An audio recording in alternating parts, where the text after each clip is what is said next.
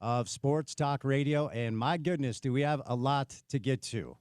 We'll react to the weekend that is now behind us in the world of both local and national college football. And it's time to start to maybe peek ahead a little bit to what could come next. We have a new AP poll. Utah has cracked that AP poll as the number 25 team in the country. BYU stays technically at 26. As the others receiving votes category, they're the number one team in that group. Of course, Utah with an emphatic statement at the Rose Bowl on Saturday night, late Saturday night. We'll get to all the pertinent storylines and topics from that game. We'll look ahead to Cal Poly rolling into Salt Lake City for a 4 o'clock kick coming up on Saturday at Rice-Eccles Stadium. Young Bear Bachmeier, very impressive in his BYU Cougar debut with 5 total touchdowns accounted for. And a lesser opponent certainly down in Provo, but an impressive game nonetheless from BYU's freshman quarterback. Bronco Mendenhall begins his foray in Logan with a win over UTEP. We've got 3 very elite college football coaches in our state. Obviously, Coach Witt, Kalani, and then Bronco up in Logan. So a lot to get to, a lot of takeaways from our local college scene, the national college scene as well. And we are now just a couple of days away from week 1 in the NFL. The Cowboys and the Eagles will do battle to get you going coming up on Thursday night for some pro football as well. So a lot to do on a busy Tuesday show. Thank you for making us a part of your day, and I hope you had a fantastic weekend full of football and maybe some fun outdoors, friends, family, and such, as Labor Day kind of always signals the end of summer and the beginning of fall, and a great time of year here in Salt Lake City. Good guest list today. A lot of guests to talk about the landscape of both local and national college football on the program. We'll start things off with one of our buddies, one of our favorites, Max Brown, who we got to know during the Pac-12 days. Max is now with ESPN, doing a bunch of football with them. So we'll bring him on and talk Devin Dampier. We'll talk Utah football. We'll talk Bear Bachmeier, BYU. The Big 12 as a whole, if we're honest, has not had an excellent start of the season. Some non-con opportunities slipping away. But we'll get to that with Max and see what he believes the Big 12 is going to look like this year. Scott Mitchell, former Utah quarterback, on the call with Riles on Saturday night at the Rose Bowl, roll by for a weekly hit with Scott. My old radio partner from the Salt Lake Tribune, I think he wrote 3 different pieces on the Utes over the weekend. Gordon Monson joins us live in studio. Stevenson Sylvester, one of the best to ever do it at the U, will roll by as well. And then Dave Fox live in studio as well. I'll be on TV with Dave tonight at 10:35 on KMYU. We call it 5 Questions with Spence. I got the list. It is college football centric, as you would expect. So Max Brown, Scott Mitchell, Gordon Monson, Stevenson Sylvester, Dave Fox, me, Spence Checketts. Hello, all of you, the great listeners, on a Tuesday. And that guy, that young man, Porter Larson, on a Tuesday afternoon. I know it's been a few days, and we were not on air yesterday. I have a question for you right off the top. Mm-hmm. If I asked you to be reductive, okay, and I was talking to Sean about this during Crosstalk. The thing about what we saw on Saturday night at the Rose Bowl with the Utes is there are 20 to 25 different topics that we could actually get into as to, you know, the offense looking like this, Devin, Jason, offensive line, the questions we had about the defensive front, Smith Snowden, is he wide receiver one? There are a ton of things to attack, but in a space like this, you know, you're always taught to not bury the lead, and you do need to reduce it to what I would characterize as maybe 1 or 2 most important takeaways from Saturday night. So for you, what does that sound like? Yeah, I think if you're being reductive, the most important takeaways were, number 1, the control of the offense that it was clear Jason Beck had and the success that he had, right? I think you come into this game and you understand what Utah brings defensively. You understand what they bring roster-wise, and you know what Kyle Whittingham brings. But to see Jason Beck in his fingerprints kind of all over that thing, right? It didn't look like anything you've seen from Utah for the most part. That tells you that, you know, this is really a relationship. Kyle trusts that guy, and that's off to as good of a start as you can get. If we're being reductive, you can get really excited. Now, over the next 4 hours, over the next week, we have time to expand that context. Small sample size, and let's be clear, Utah has done some horrible things to UCLA over the last decade and a half. You know, maybe that's just another one of those. Some average Utah teams have done horrible things to UCLA in the last decade or so. So not to get too far ahead of ourselves, but that was a really, really good week one and really good debut for Jason Beck. Best win of any Big 12 team, due respect to Kansas beating Fresno. Utah's winning the Rose Bowl, certainly best win of any Big 12 team, at least in my opinion, over the weekend. And we're going to break it down all day long with a bunch of great guests. Our first guest will be Max Brown from ESPN. But before Max stops by on this Tuesday afternoon, courtesy of our good friends, your good friends too at Prize Picks, it is time now for your opening tip. Welcome to The Drive with Spence Checketts on Utah's #1 sports talk. Now into the studios of ESPN 700 to set the scene for the show. The opening tip of The Drive is brought to you by Prize Picks. Use the code ESPN 700 and run your game with Prize Picks. All right, Prize Picks is hooking you up for week one of the NFL season. They're giving you what's called a max discount. And the max discount is Dak Prescott, who will take the field for the Cowboys on Thursday. And the line is 0.5 yards. Dak needs to throw for 1 yard for you to win. So the best thing to do is take their free money, utilize the max discount, and then you're off to the races. So download the Prize Picks app today. Use the promo code ESPN700 to get $50 in lineups after you play your first $5 lineup. That's promo code ESPN700 to get $50 in lineups after you play your first $5 lineup. Prize Picks, run your game all season long. All right, Saturday night, Rose Bowl. All of us here in the community wondering what this was going to look like. Because, and I say this often when it comes to college football this time of year, it's very easy to sell optimism to a community. It's very easy to sell optimism to fans because fans by nature, most of them want to be optimistic and believe their team is going to be good without the reality manifesting first, right? So, this time of year and dating back to the start of fall camp, it doesn't matter who your team is. It could be Utah, it could be BYU, it could be Utah State, it could be anybody across the course of the country. And what you hear from coaches, what you hear from players, what you hear from administrators leading up to the season, it's unanimously positive. And so it's hard to know who's telling the truth. It's hard to know what's real. And there's a difference between selling optimism and then selling the reality after witnessing what it looks like, okay? So if you're a Bama fan today, if you're a Texas fan today, even if you're a K-State fan today, a Baylor fan today, there are a lot of fan bases that probably feel like they had been lied to over the course of the past month and a half, where selling optimism and then seeing the reality, there's a large chasm between the two, okay? So the best news about Saturday, and we will kind of try to reduce it down to a couple of different things, and then throughout the course of really 5 good football guests today, we're going to dig into schematics and X's and O's and what's real and what's not. But ultimately, the number one takeaway is this kid under center. It just is. It's the quarterback.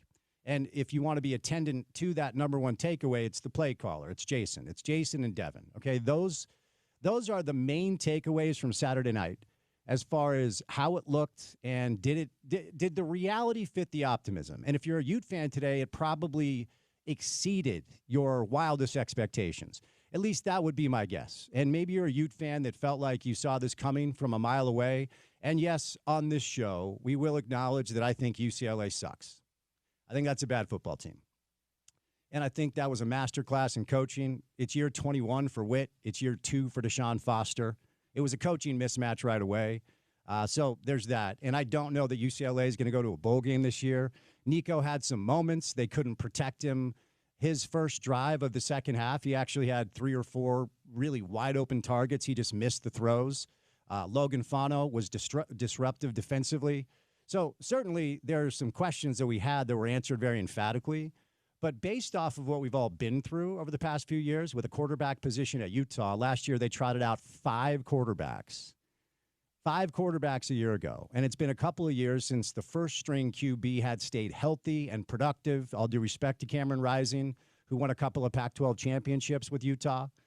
But the past couple of years in the community around here, Ute fans have been wondering, like, what is the answer under center? Are we ever going to have another elite quarterback that can complement this defense? Because last year they were an average offense away from competing for a Big 12 championship. Not a great offense, not an elite offense, an average offense, okay? So defensively this year, it's interesting as far as the question marks along the front.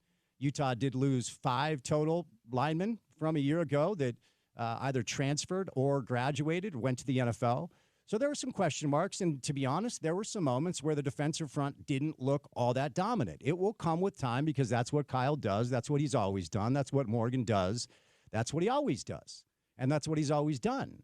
The question comes down to what is this offense going to look like, and ultimately, will it be consistent? And knock on wood, as hard as you possibly can we keep 4 upright? Can we keep them healthy? Okay, that's the bottom line.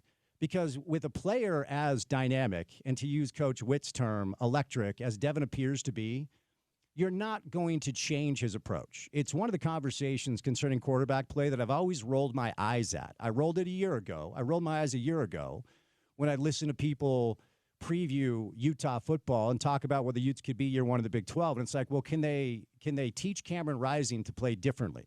No. We had the conversation with Taysom Hill down at BYU. Taysom would get hurt because he was so dynamic as a runner. It's like, can you change the way he plays? Changing the way he plays changes the player that he is and takes away one of the dynamics that makes him so special. So I'm not going to sit here on Monday after a Saturday ass-kicking that UCLA suffered at the hands of Utah and talk about changing the way Devin plays. There's no part of me that would have the nerve to do that.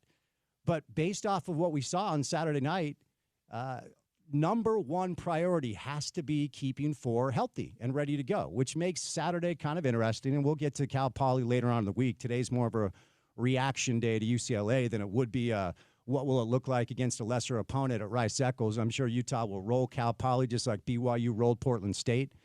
But just to reduce this thing, okay, the number one takeaway for me is this kid under center. It wasn't just the production, 293 total yards, 3 total touchdowns. It wasn't just the decision-making that was more or less perfect. It wasn't just the way that they were able to basically roll over UCLA in every way they wanted to roll over them. At one point, I was honestly laughing at the dominance of the offensive line from Utah. Every play, they were blowing the defensive line off the ball, 5, 6, 7 yards. Wayshawn and Akari had huge holes. A lot of people scoffed when Devin said he was getting 6, 7, 8 seconds in the pocket during practice. Average time for Devin to find a receiver was almost 6 seconds. Do you understand how rare that is? The average time for Devin to take his time to make his decision in the pocket was almost 6 seconds. It was over 5, almost 6. Do I think that's sustainable as we enter conference play? I don't. But today's not about that. Today's about this statement that this team made at the Rose Bowl Saturday night. Yes, it was late. Did you guys stay up and watch the whole thing? It ended at about 2:30 a.m. Eastern time. So, of course, you hear a lot of people say, well, how many people stayed up and watched? Who gives a rip? Okay. This was the best win that any Big 12 team had in the first couple weeks, week 0, week 1. It's the best win that the Big 12 has had. Baylor, Cincinnati, Colorado all blew it in their non-con opportunities. Most of the other Big 12 teams that had decent wins, BYU and others, played lesser opponents. The FBS FCS team continues to really be frustrating because you don't learn anything about the teams at all. And I really don't think you should get a lot of credit for those wins. Oftentimes, I believe the teams that play upper echelon competition and play a close game and lose should be rewarded in a different way compared to their other P4 cohorts who play these lesser teams week 0 and week 1, and we learn nothing. It's not close. It doesn't look like anybody's enjoying themselves. But, again, back to the original point, I don't think UCLA is any good. I'll get that out of the way. I'm fine saying that. But on the other side of it, if you're a Ute fan and you had questions as to whether or not they were selling you optimism, the reality manifested in a way that I think today, yesterday, whatever it is, after the weekend, you should be thrilled with what you saw. And finally, what this could potentially mean to the institution of the University of Utah and the community here in Salt Lake City, if what we saw on Saturday night is real, and this is one of the top 2 or 3 teams in the Big 12 and maybe one of the top 10 or 12 teams in the country, it really does change the dynamic of what it means for the community. Gordy Chase always has this great saying, when Karl Malone made free throws in the playoffs, it helped the local economy.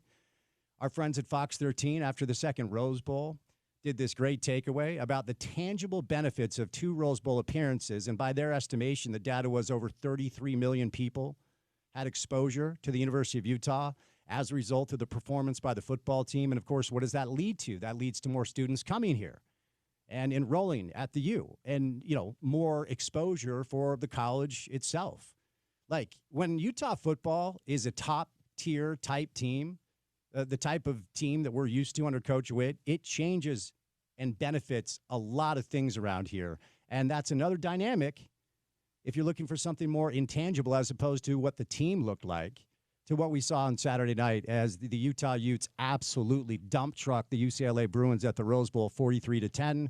My final score prediction on Friday was Utah 31, UCLA 20, so I was a little off on that. But hell of a performance by the quarterback, unbelievable play calling by the offensive coordinator, and a masterclass in coaching. Year 21 for Witt, year 2 for Deshaun Foster. All right, I want to tell you about my friends at Advanced Window Products. You can get $2,500 off right now when you buy 10 windows or more. This is our guy, Nate Orchard, still the single-season sack holder at the University of Utah, the mayor of Sac Lake City. He and his buddy Jake Weber run the company, and they're a great local company that are here to benefit you. So the weather's about to turn. If your house gets really cold in the winter and you jack up that heater, chances are it's your windows. So take advantage of their fall football special when you save $2,500 if you buy 10 windows or more. Just give them a call today at 801-850-9100. That's 801-850-9100, 801-850-9100, or just visit advancedwindows.com. All right, we'll catch a break, but more of this. You got 4 hours of this. Coming up on the other side, we'll continue the conversation with Max Brown. We've got Scott Mitchell, Gordon Monson, Stevenson Sylvester, and Dave Fox off and running on a Tuesday drive, and it's good to have you along for the ride right here on ESPN 700.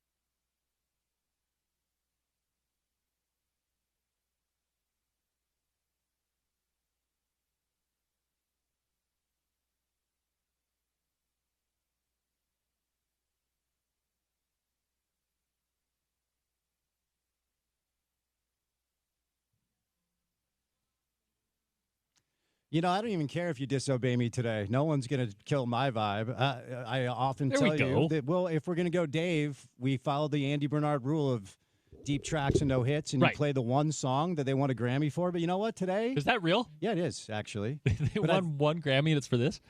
Yeah, That's not. I'm not meaning that as, offensive, but I'm just curious. It's the only song they won a Grammy for. It's the very definition of a hit. But Okay. you ignore it. But you know what? I'm going to ignore it today because the vibes are high. I appreciate that. All I right. appreciate that. Okay, we'll keep the conversation going. Some breaking news. Devin Dampier has been named Offensive Player of the Week in the Big 12. The Utes received both Big 12 Offensive Line and Defensive Line of the Week. Our next guest, now with our friends at ESPN, longtime friend of the show, Max Brown, on a Tuesday afternoon. Max, happy Tuesday, man. How we doing?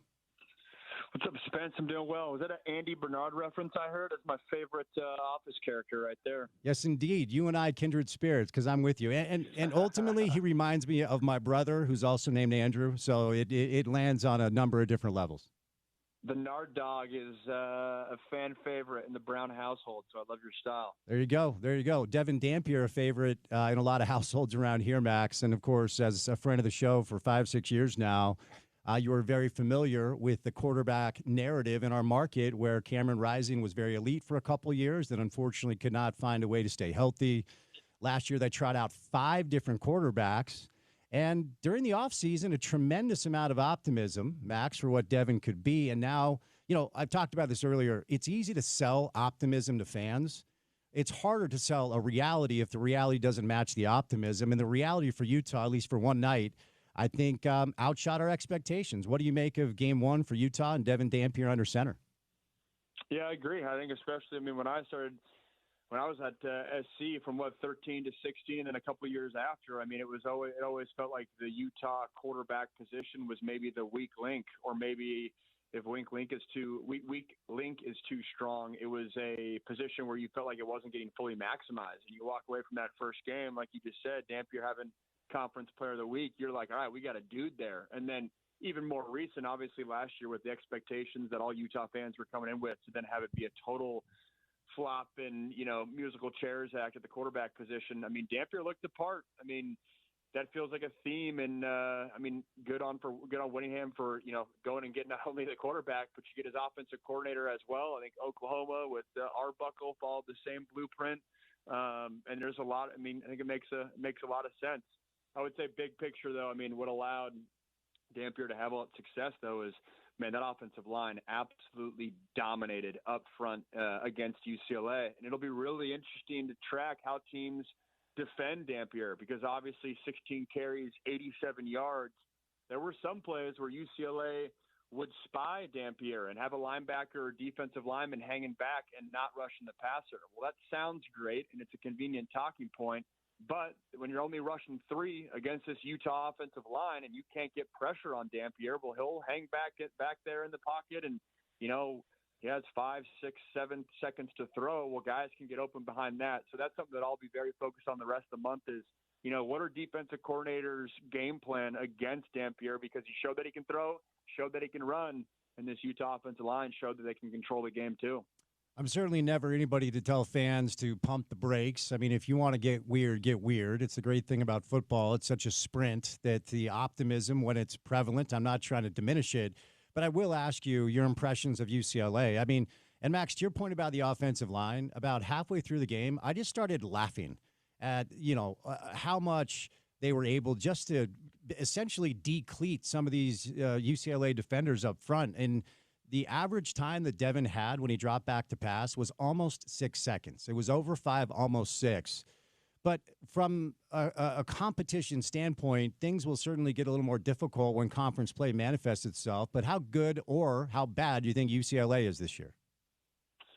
Yeah, I think it'd be rough for UCLA, and I've kind of been sitting on that take for a few years because you could see the trajectory going, not only with the new staff, but going to the Big Ten with NIL becoming a factor. And we all know this, but UCLA's advantage as a Pac-10 and Pac-12 school was, you're recruiting in Southern California, and basically any kid that USC couldn't get, the leftovers, it was a battle between, UCLA, Washington, and then recycling. It was either ASU some years, Stanford some years, Cal some years. But my point is, UCLA was always able to get a good recruiting class and good talent just by default where they were located. NIL has totally changed the game with that, where if you're a local LA guy, man, you don't really care about staying close to home. You want to go where you're going to get paid, and that's not necessarily UCLA's strength right now. And so this trajectory of new conference NIL is not favorable for UCLA. I think, we've been talking about that for a few years, and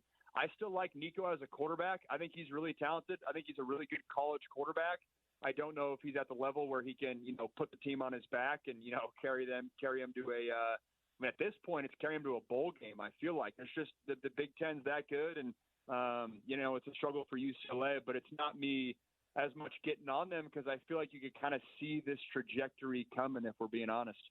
So back to Devin, as somebody who played the position in college, just what type of benefit, and also specifically what did you see when it comes to the synergies of transferring to a school with your offensive coordinator as opposed to trying to learn a new system? I mean, with the transfer portal now, we saw so many quarterback debuts over the weekend and week 0 too, and a lot of them didn't look great, Max, if we're honest, and we'll get to some national stuff in a minute. But Devin looked comfortable. The communication between he and Jason looked pretty flawless. Just what type of benefit is that for a quarterback to transfer to a new school but bring your offensive coordinator with you?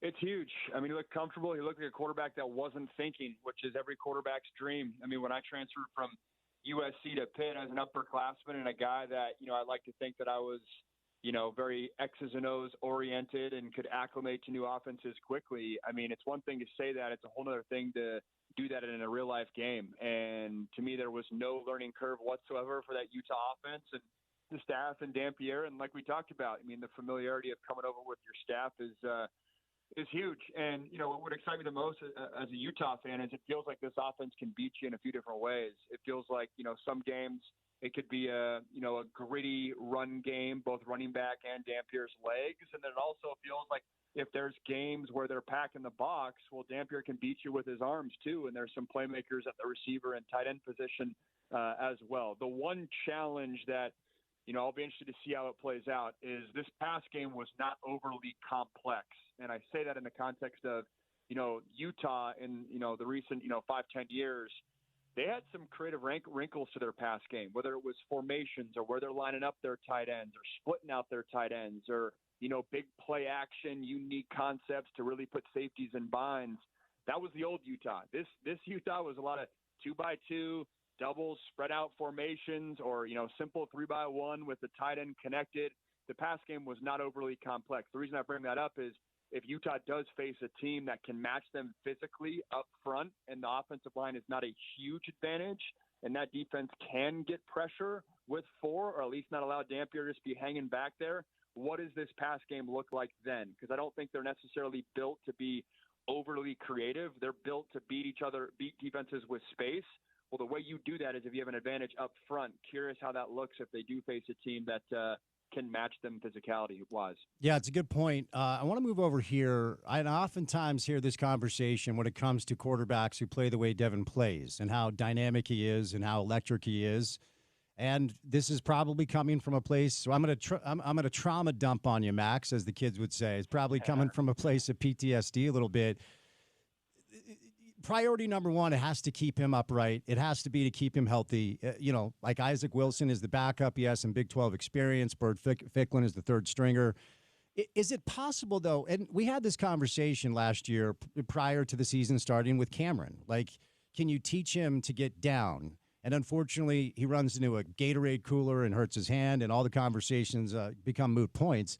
Is it really possible or even responsible to try to change the way a dynamic quarterback plays in the name of keeping him healthy? Or is it just like you got to do what makes you special, and then we just hope that we get a little luckier than we have over the past couple of years?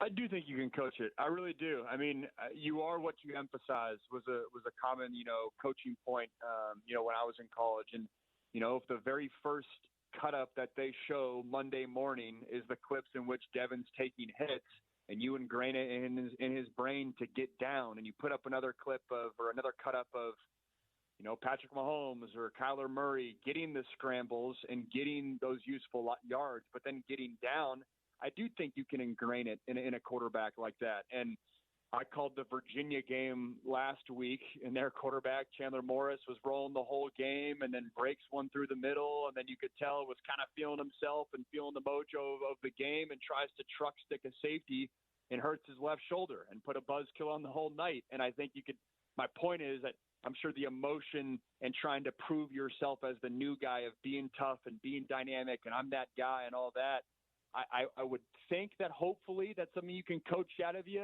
and that is lessened when, hey, you showed yourself week one. Utah is all in on you. You don't got to get those extra 2 yards because you're too valuable for us. I do think it's something you can coach, and for Utah fans' sake, hopefully it's something that he can, it can register for him. So the main positional group, Max, that everybody's had a question about is the wide receiver room. And if the question is who is wide receiver one, the answer might be Smith Snowden, who's also potentially their best defensive player in the backfield, who had 6 catches for 51 yards. He had a really dynamic rushing touchdown where he made a lot of people miss. We've seen Smith in special team scenarios return kicks over the past few years. He's very dynamic with the ball in his hands. He was a very good offensive player in high school. And Kyle was unusually effusive with the praise post-game. He basically said Smith has positional mastery over the cornerback or nickel slot, whatever they use him on defense. And so he's not worried about what it could mean if you use him 2 ways. Also, Lander Barton caught a touchdown. Lander was a really good tight end in high school and obviously one of the more important players defensively at the linebacker spot as well. What do you make of that dynamic? A safety also caught a pass. I mean, they weren't alone when you look at the Jackson Benny kid. So 3 defensive players who are very important to Morgan Scalley on that side, all making plays for Jason Beck on offense. Do you like that? Is it just, or is that an indictment on the wide receiver room? Or is it just like, let's get the athletes in the best spot to make plays?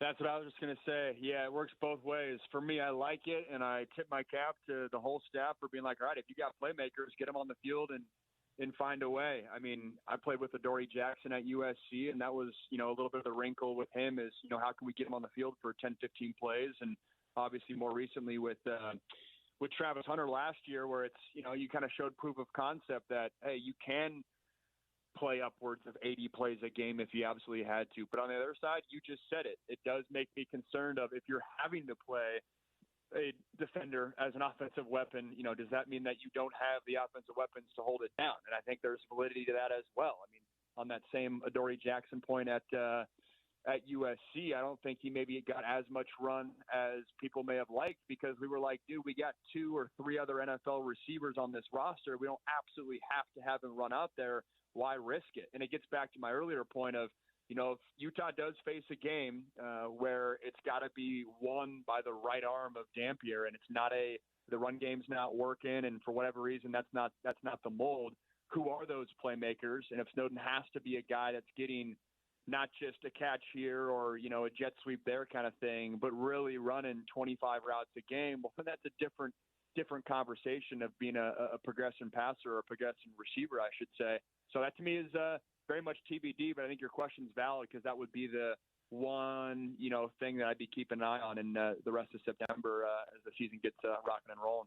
All right, moving over to this week, I will not ask you to preview the Cal Poly game. I'm not a big, FCS, FBS guy. Look, Utah's probably going to win by 1 million, just like BYU did, just like a grip of teams over the weekend did. And hopefully at some point, I mean, I'm just not a fan of these games. I'm sensitive to the economic necessities that these smaller schools have to take home $1 million check to fund their pro. I get all of it.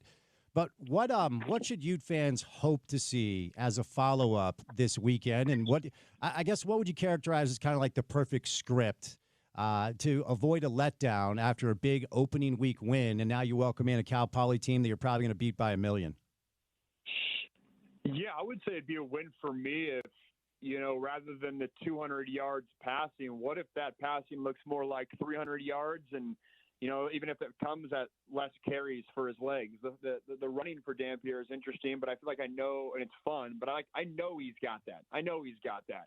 To our point that we've, hammered on a couple of times, I really think that right arm of Dampier and knowing who his weapons are out wide, like I'd love to come out of this game saying, hey, our passing attack's rocking and rolling, and we really got some players there. And hey, the legs of our quarterback is nice, and it very much is a luxury, but it's not a have to have every single game. And then defensively, I mean, to me, Utah, when we were facing them, they were at their best when it was, hey, it doesn't matter whether it's the first group of defensive line or the second group of defensive line, whether it's the first linebacker or the third or fourth linebacker. So with games like this, showing your depth, building your depth, and walking away that like, hey, this is a 3-4 month season, and Utah is the type of program that when other teams wear down in November, they're not. And games like this to get your second crop is, very important.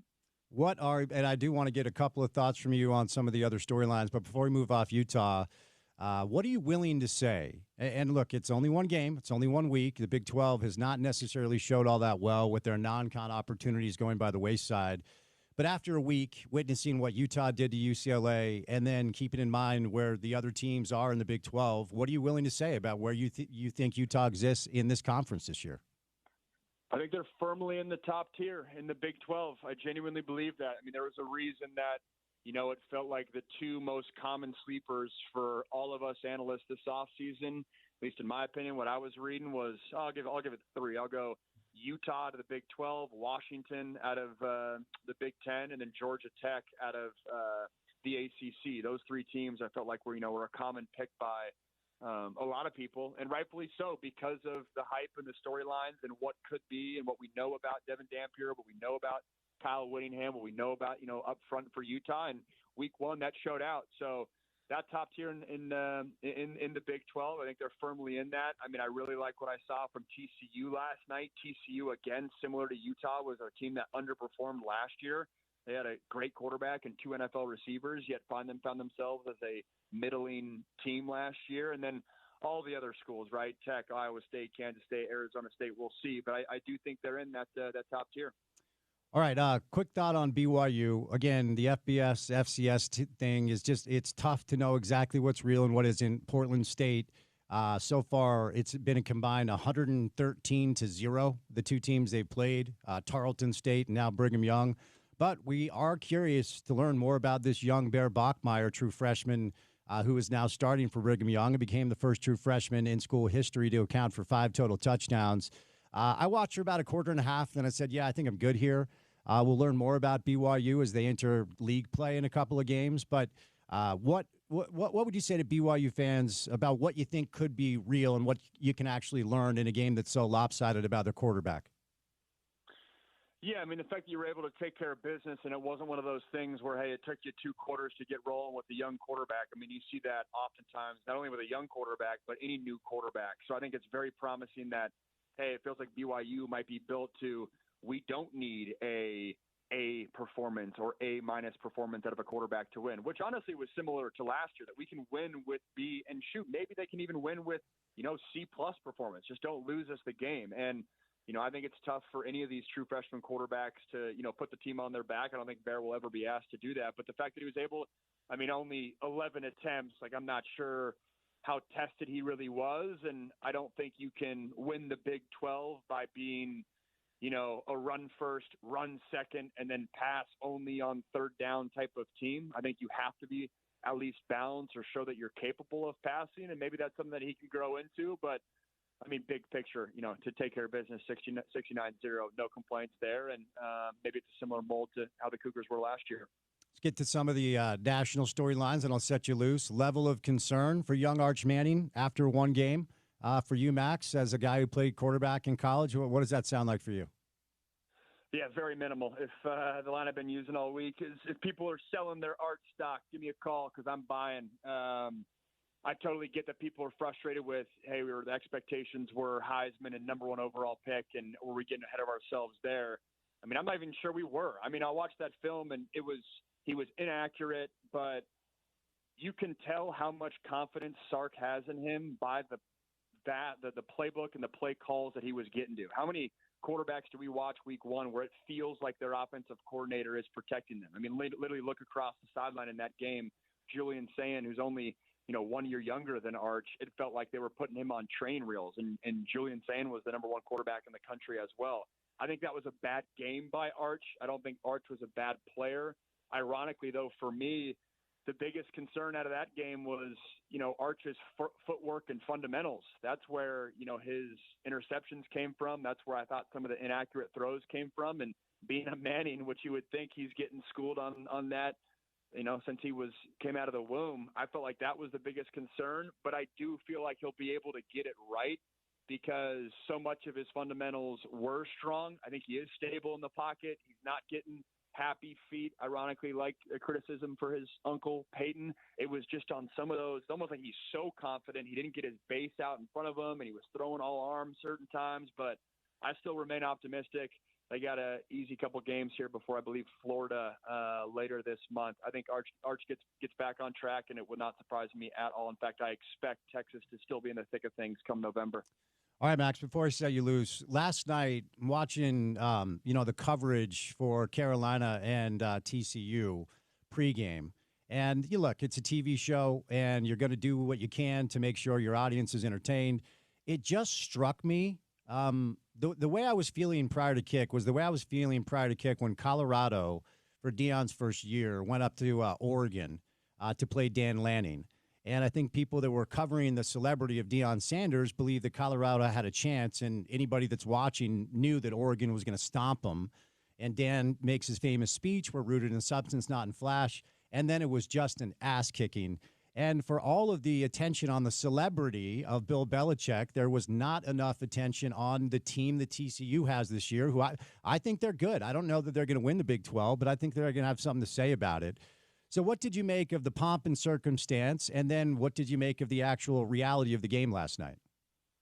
Yeah, a bunch of good points there. And, I mean, obviously a big difference from, Deion going up to Eugene, Oregon is a different caliber of team than TCU. So what does it say that TCU, took North Carolina to school last night? I mean, I think your comp, though, between Bill and Deion is a good one in the sense that, I mean, obviously two totally different personalities, but I would say, if memory serves me right, Colorado. My point is, North Carolina is projected to finish 8th in the ACC this year. When's the last time we talked about a team projected to finish 8th in their conference this much? It was Colorado in the Pac-12 just a few years ago. The big difference is I think Deion was saying, hey, we're going to come in here and win and contend for titles and all that. Bill's not necessarily saying that, but I think your point's valid in terms of, all right, it's cool to say Bill Belichick and one of the best coaches of all time, but you got to look at the roster. And my biggest concern going into this year and when the second they hired Bill was I don't think his personality's made for college football. I mean, you talk about the last time he had to establish a program foundation. It was in the late 90s in the NFL, coaching a different generation of player. Now you're fast forward 25 years later, and it's college football coaching 18 to 22-year-olds. I mean, I had 5 head coaches in college. The second that you lose a game, coaches get more energetic and they get more fired up, and it's more positivity, and it's, very communicative with kids so they don't, wallow in the fact that you just lost. I don't know if Bill has that in him, and so that'll be a big thing that I'm watching. I'm calling their game here in not this week, but the week after, and so I think Bill's got his hands full, but I think he knew what he signed up for, and your point about TCU's spot on in terms of Josh Hoover. If you didn't watch the game last night and you didn't watch him last year, Josh Hoover's a good quarterback. And in a year in college football where there's a lot of new faces, having a face that is consistent and is a known commodity like Devin Dampier and like Josh Hoover for TCU is very much a luxury. Max, great stuff, man. What a weekend behind us. Congrats on the new gig, by the way. Well earned, and be well. We'll get you back on soon, okay? Awesome. Thanks, Spence. Appreciate you. All right, Max Brown now with the ESPN. He was our buddy from the old Pac-12 networks. He's going to be on the ACC games this year. At Max Brown 4 is where you find him on Twitter. All right, or X or whatever. Utah welcomes in Cal Poly coming up this weekend for a 4 o'clock kick. The early line is Utah minus 15.5. Porter, will you look that up to make – that feels really low to me. I'll confirm. Okay, we'll see. I mean, Texas Tech is getting 48 in the hook against Kent State. But nonetheless, we have good friends live in studio from Colgan Water, Ken and Colson on a Tuesday. Happy Tuesday, gentlemen. How are we doing? We're doing great. How are you? I'm well. It's good to see you. It's good to see you. Yes. Good to be back. Fun weekend for our Utes, right? Oh, my No, not bad. That was awesome. Decent opening statement. All right, let's just start. Just tell us about Culligan Water. Let's just start broad overview. Yeah, so for your listeners who don't know, Culligan's been around for almost 90 years. We're the leaders in water filtration technologies. That's water softening, that's drinking water solutions. The lovely 5-gal that you've got behind you. Thank you for this, by the way. Yeah, you're welcome. We do office solutions, whether that be bottled water or our new line of bottle-free coolers. And so we're here just trying to promote our brand, talk to people about how to improve their lifestyle, improve their homes, improve their appliances, and let you know that Culligan can do it all. Let me ask you a basic question. What sort of danger do you run if your water isn't clean, if you don't have the right water to drink and utilize in your home? People just assume, like, if they have a basic filter in their fridge, they're fine. But it makes a really big difference when you actually have high-quality water to both utilize for drinking and also household chores and such.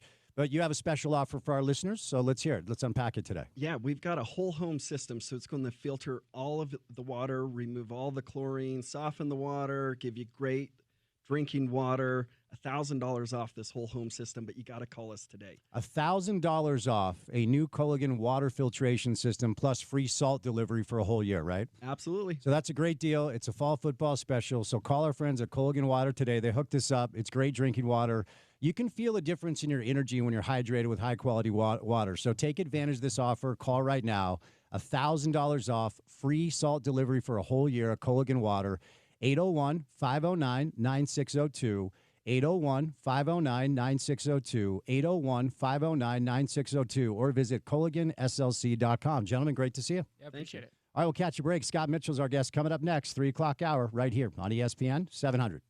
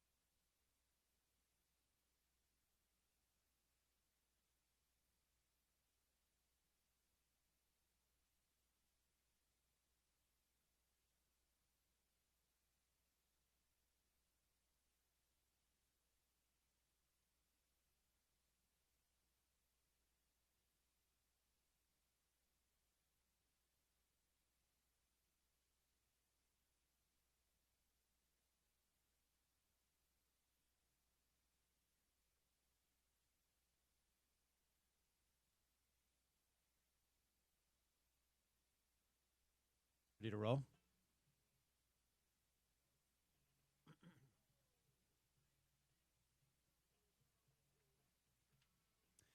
Well, radio partner Gordon Monson will join us today. Gordon wrote, I think, 3 different stories on Utah's win over UCLA.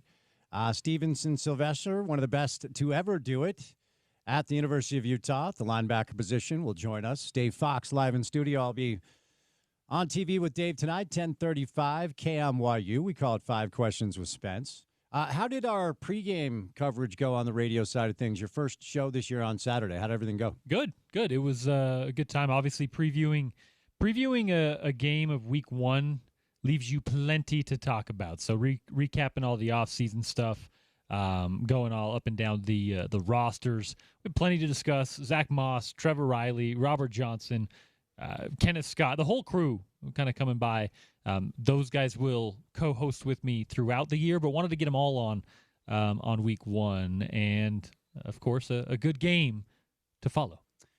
Yeah, an excellent game to follow. Of course, that's the buzz around the market. Today, of course, on a Tuesday. We were off yesterday, but you guys have been buzzing about this over the past few days. So we've got a bunch of different guests to kind of break this down and get you ready for Cal Poly and ultimately try to understand what this means. On the BYU side, they ran away from Portland State. Young Bear Bachmeier looked like he certainly is up to the task with 5 touchdowns. And Bronco Mendenhall, he can do something. He can do one thing very well, man. That guy can build football programs over time, and Utah State gets off to a nice start to their season with a win over UTEP. So we like to do this typically on Mondays, and the only time Coach Witt will not address the media during the week is if it's a short week or a bye or what have you. Reminder, the second installment of the Kyle Whittingham Coaches Show will come your way tonight at 6 o'clock when we say goodnight.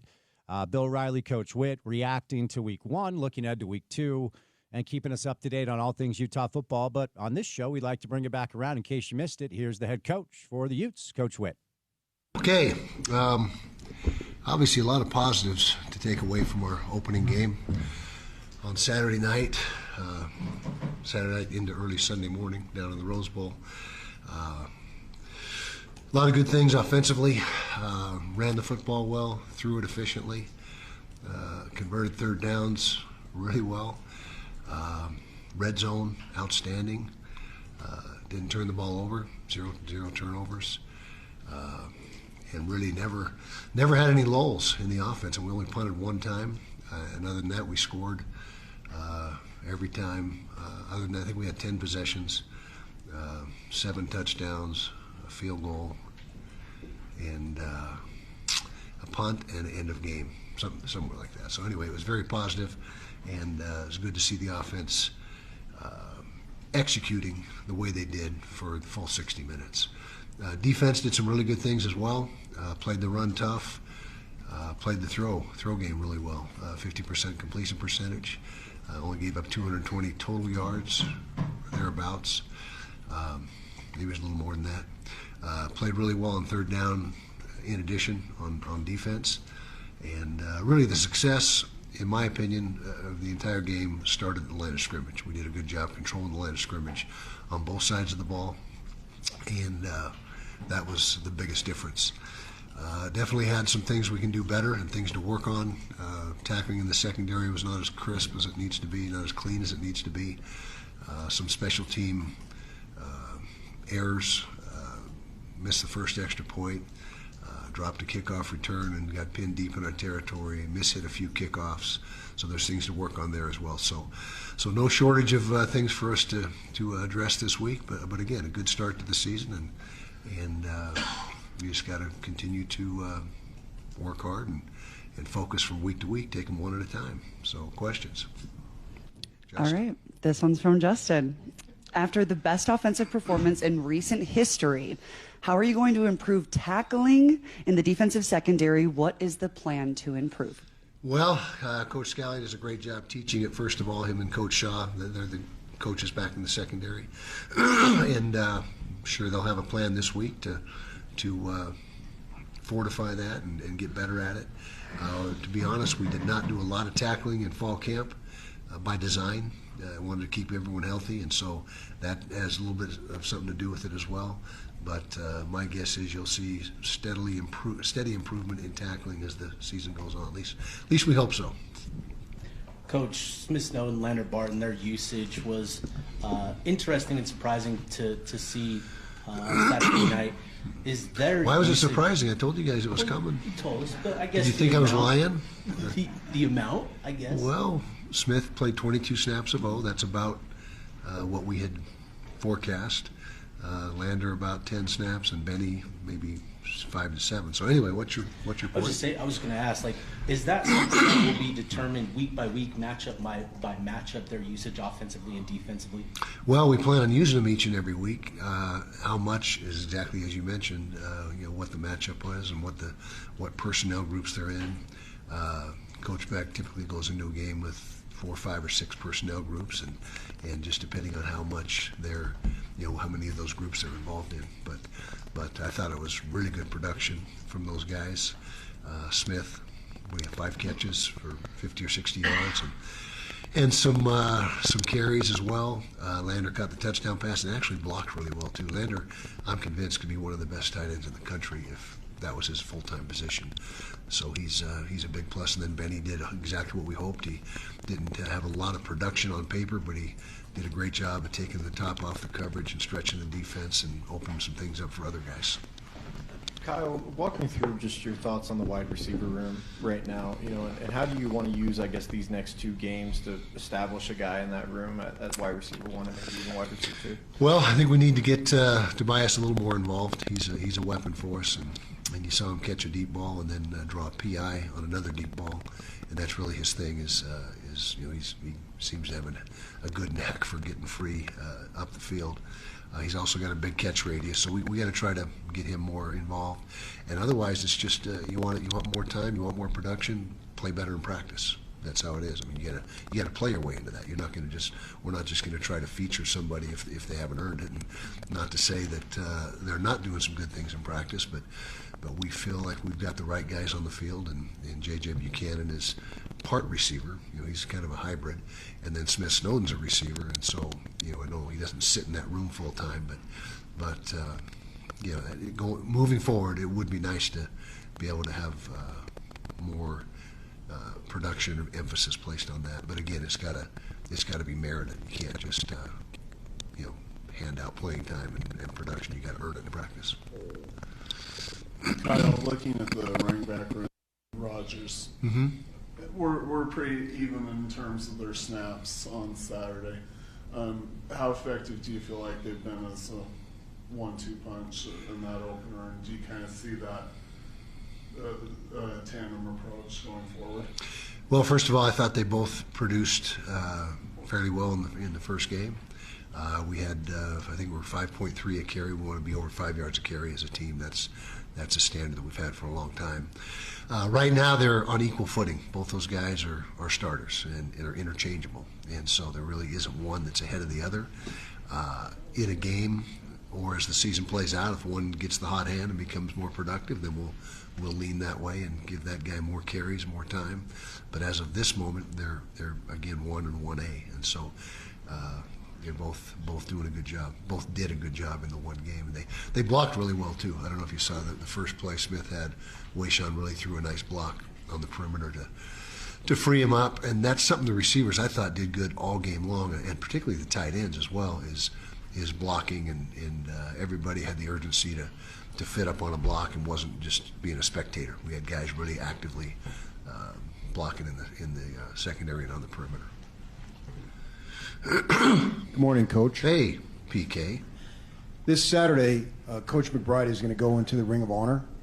And I was wondering if you could speak to what Coach McBride has meant to the University of Utah football program, and then also what he's meant to you individually. Coach Mack was responsible for the resurgence of Utah football. Did a phenomenal job recruiting, got really good players into the program. Masterful recruiter. If you just say what is Coach Mack's strength, it was recruiting. And in college, that's the most important aspect of your job. So you can say he was the best at what was the most important. He had a great rapport with his players. Players loved him. passionate coach, loves the game. Still coaches to this day. I believe he's still working with kids in the community and helping out where he can. So he's continuing to be effective. But he really put Utah football back on the map, like I said. And for me personally, gave me my first opportunity in Division I football. I'm forever grateful for that. I got my start here at Utah.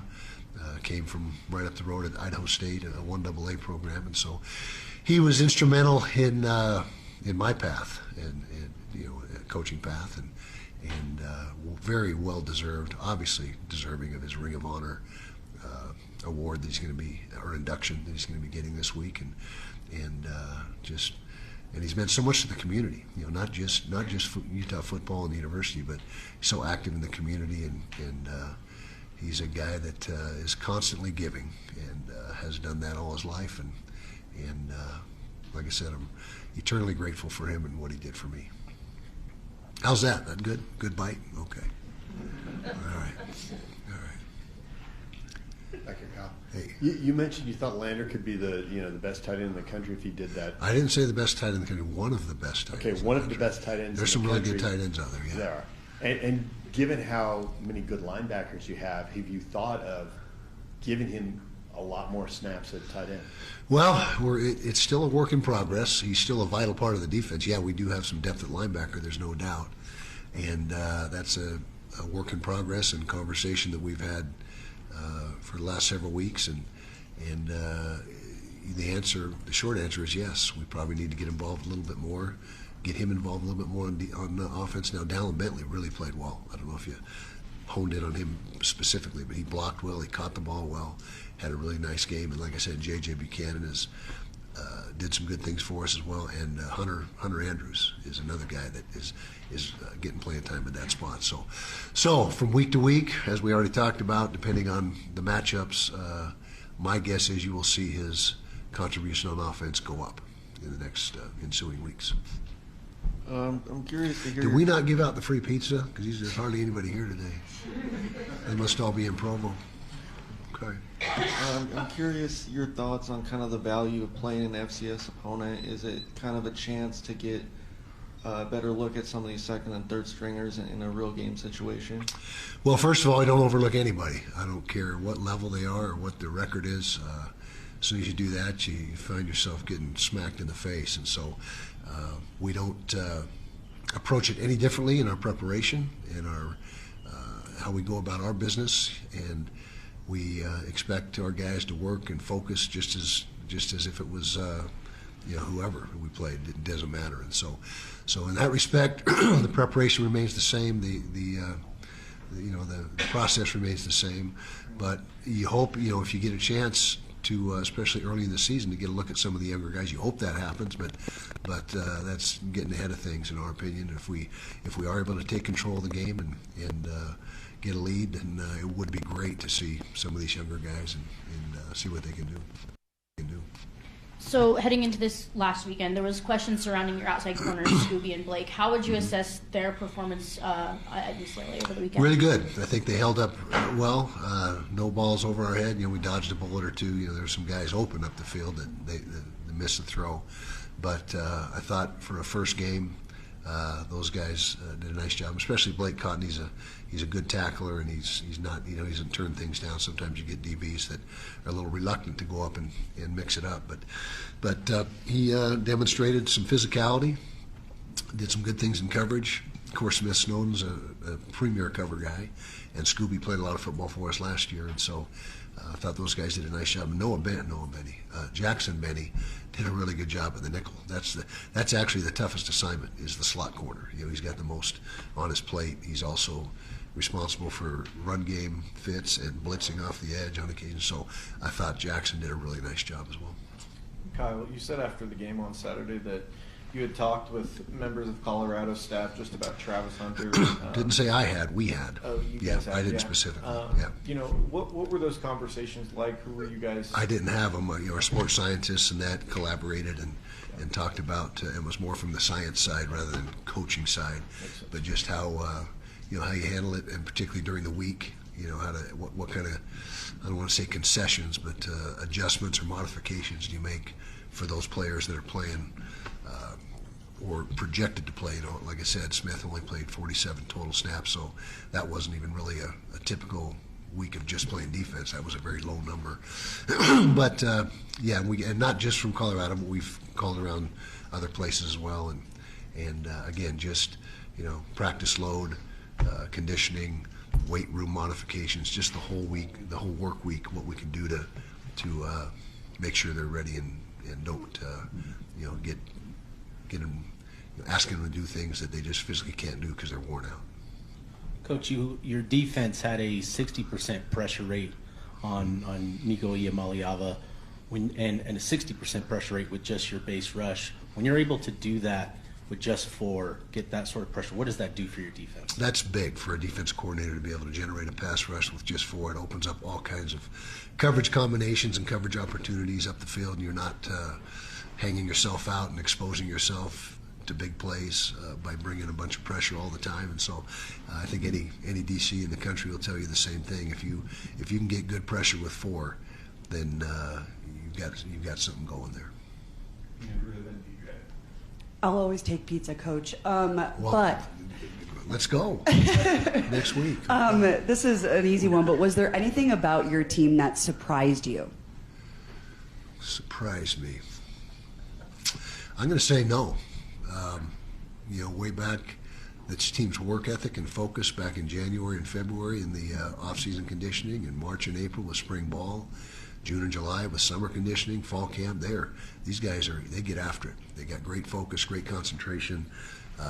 The work ethic is outstanding, and so no, I don't think there was any major surprises. No. Merriweather was open deep a few times, and you mentioned caught one, and one was PI. Pass interference penalty. But it seemed like he had to wait on the ball. I'm just wondering, is that a timing thing? Maybe thrown late, or is he that fast? Or? Both. He's his big stride. It's he's going faster than he may look like he's going, and then Devin just underthrew him a couple times, and it's just a matter of continuing to get that chemistry. He wasn't with us in spring ball. Was he? I don't think he was. I think he just showed up. I can't remember. I'm getting old. But anyway, it's just a matter of timing that out better and getting the ball laid out there and for him to run underneath. That's it? All righty.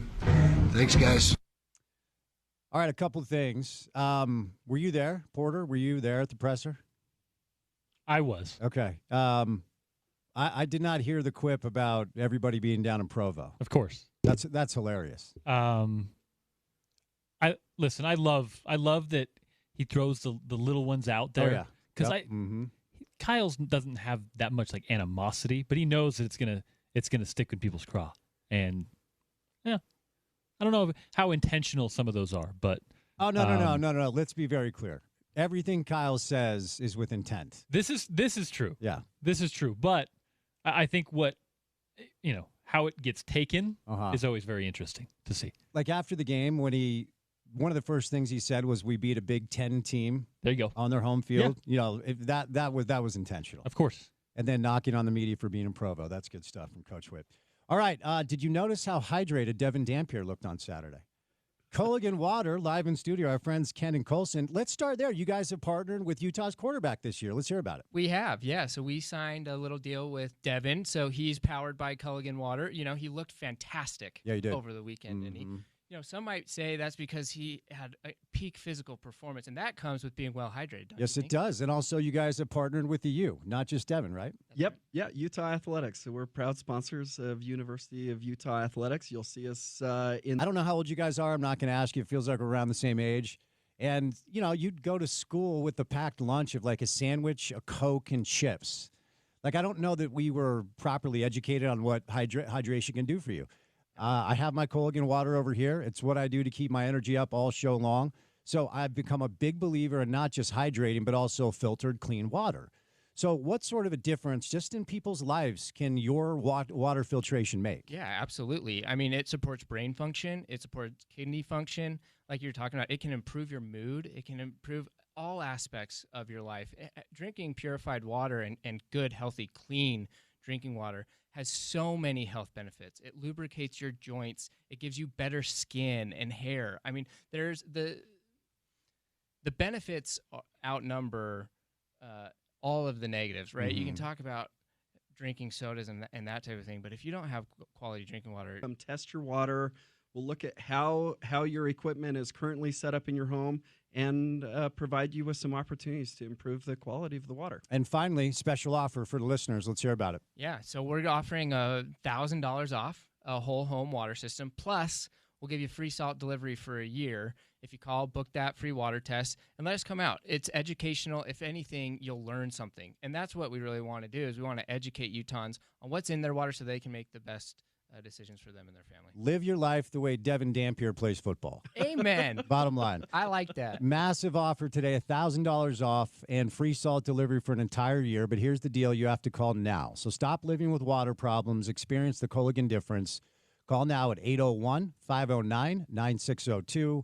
That's 801-509-9602, 801-509-9602. You can also visit CulliganSLC.com. Guys, good to see you. Yeah, Thank you. All right, we'll catch a break. Gordon Monson joins us coming up next. Talk more football. It's a Tuesday drive. Good to have you along for the ride right here on ESPN 700.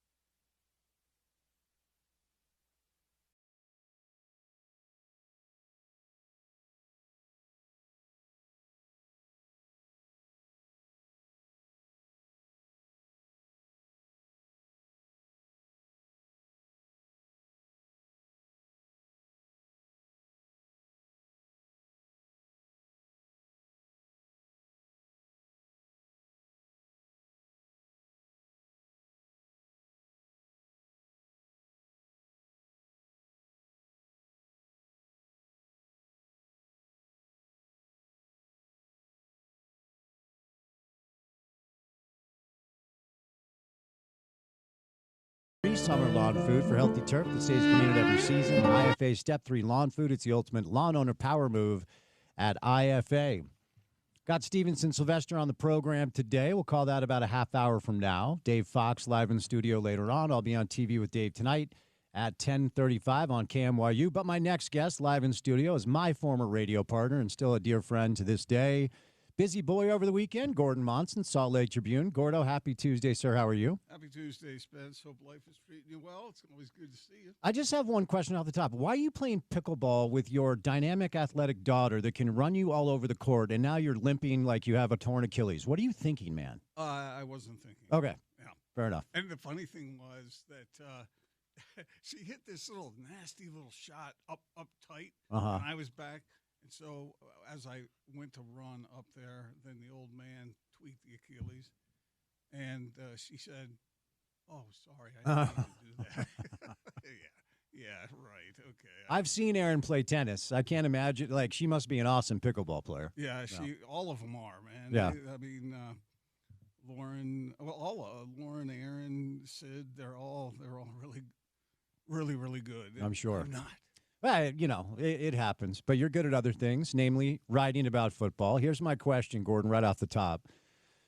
With Utah's statement at the Rose Bowl, there are so many different topics that came out of that game. If I asked you to reduce it to what you perceive to be the most important takeaway from Saturday night for Utah, what would you land on? The two most important things on a football team, and I've talked to enough coaches through the years, Spence, to know what not all coaches, but many coaches feel like the two most important aspects to their teams are a quarterback who can lead and an offensive line who can set the tone for the rest of the team. And boy, do the Utes seem to have that in just shovelfuls. I was so impressed with what I saw. And I don't know how good UCLA is because, quite frankly, in talking to Kyle Whittingham, he didn't know either. I mean, everybody's sort of guessing. They had new coordinators there, and it was just a bit of a mystery for everybody. And, man, the Utes just came out and punched him in the mouth and never stopped punching him in the mouth. And I'm thinking, is this team really that good? I think they might be. They might be what we saw. And if that's the case, then Utah fans, sit back and enjoy. And I don't know.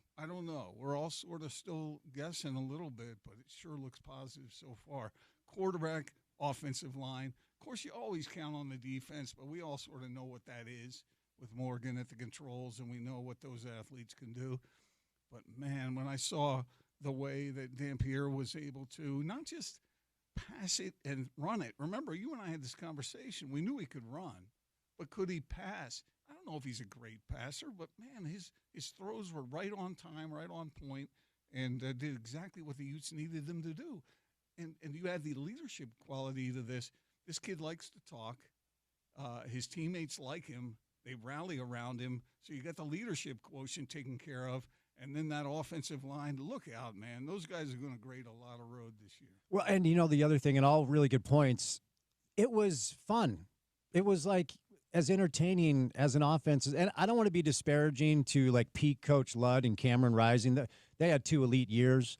Tyler Huntley had a couple of very elite years. It's not like we've never seen great quarterback play, but it was like a spoonful of sugar. It was like a dessert at the end of a meal. The meat and potatoes for Utah football is typically always there. And your point about the O-line and the production is well taken, but it's always fun when it's just a little more entertaining than we're accustomed to. And I was wildly entertained by that offense on Saturday night. No doubt about that. And we heard about Dampier, and we saw some of the film at New Mexico. And so it's kind of like hearing about a great movie or a great dessert. Mm-hmm. And you're going, yeah, well, how good is it really going to be? And then all of a sudden you taste it or you watch it and you go, that's a great word, fun. Is what that offense is. Some people are concerned about the wideouts and how that's going to have to depend on two-way players and stuff like that. But I really didn't have that drag with what I saw. Yeah. What I saw was all thumbs up. Yeah, no, I agree. And you are a great movie expert because you do watch Schindler's List on Christmas. Do you still do that? No. Man, you have a great memory. Oh, how could I forget that? When I was asking you what your favorite Christmas movie was, and you told me that you watched Schindler's List on Christmas, which seems so wild to me. It's not my favorite Christmas movie, but I did watch it with my family, and it wasn't Christmas Day. It was like a day or two before Christmas. Okay. But everybody to get in the spirit of things. No, everybody was there, and I thought it was important for them to see that movie. Okay. It wasn't exactly, lifting the spirits to everyone. Sure. Everyone, but yeah, I am okay. I am a movie aficionado. I'll take that. You are. So, you referenced the offensive line, and I'll admit, by about midway through the second quarter, I just started laughing, watching them basically decleat the UCLA defensive front. Devin, a couple weeks ago, and he took a little flack for this. He said during some practice availability, he has sometimes 6, 7, 8 seconds to throw. And we said, okay, let's wait to see what it looks like during a game. The average time he had to throw was almost 6 seconds. It was over 5, almost 6. And then if you're a quarterback, if you're Jason Beck, to have those guys up front, man, and it also was such a good sign that it actually looked the way that we thought it could after everything that we heard. Yes. And on top of that, with the way the Utes are wired and with the talent they have, it looks to me like teams are going to want to crowd and contain Dampier. Yeah. But they have to. It looks to me like they're going to have to use extra resources to get that done. And when they do that, then what happens? Dampier sees his receiver and just makes a nice little throw. He doesn't have to be John freaking Elway. All he has to do is put the ball at the right place at the right time for the right reason. Yeah. And so if teams are going to cheat, he's going to make them pay for that. That's the way it looks to me. So I'm going to ask you a tough question here, because one of the things, and this is how I started the show off with my opening segment today, one of the things that's really fun about late summer, early fall, when it comes to college football, you can sell a fan base optimism. You can sell it's easy to sell optimism. It's easy to sell hope throughout the course of camp. It doesn't matter who your team is, because all you hear from coaches and players are the sunny side of things. Oh, this looks great. We got all the transfers we want. We're ready to go. What's harder to sell is when the reality doesn't match the hope and the optimism. Ask Bama fans today. Oh, yeah. Ask K-State fans today. They almost really blew it over the weekend, all due respect to that program. Ask Texas fans. I could keep going. There are several fan bases today that say, wait a second, were we sold a bill of goods?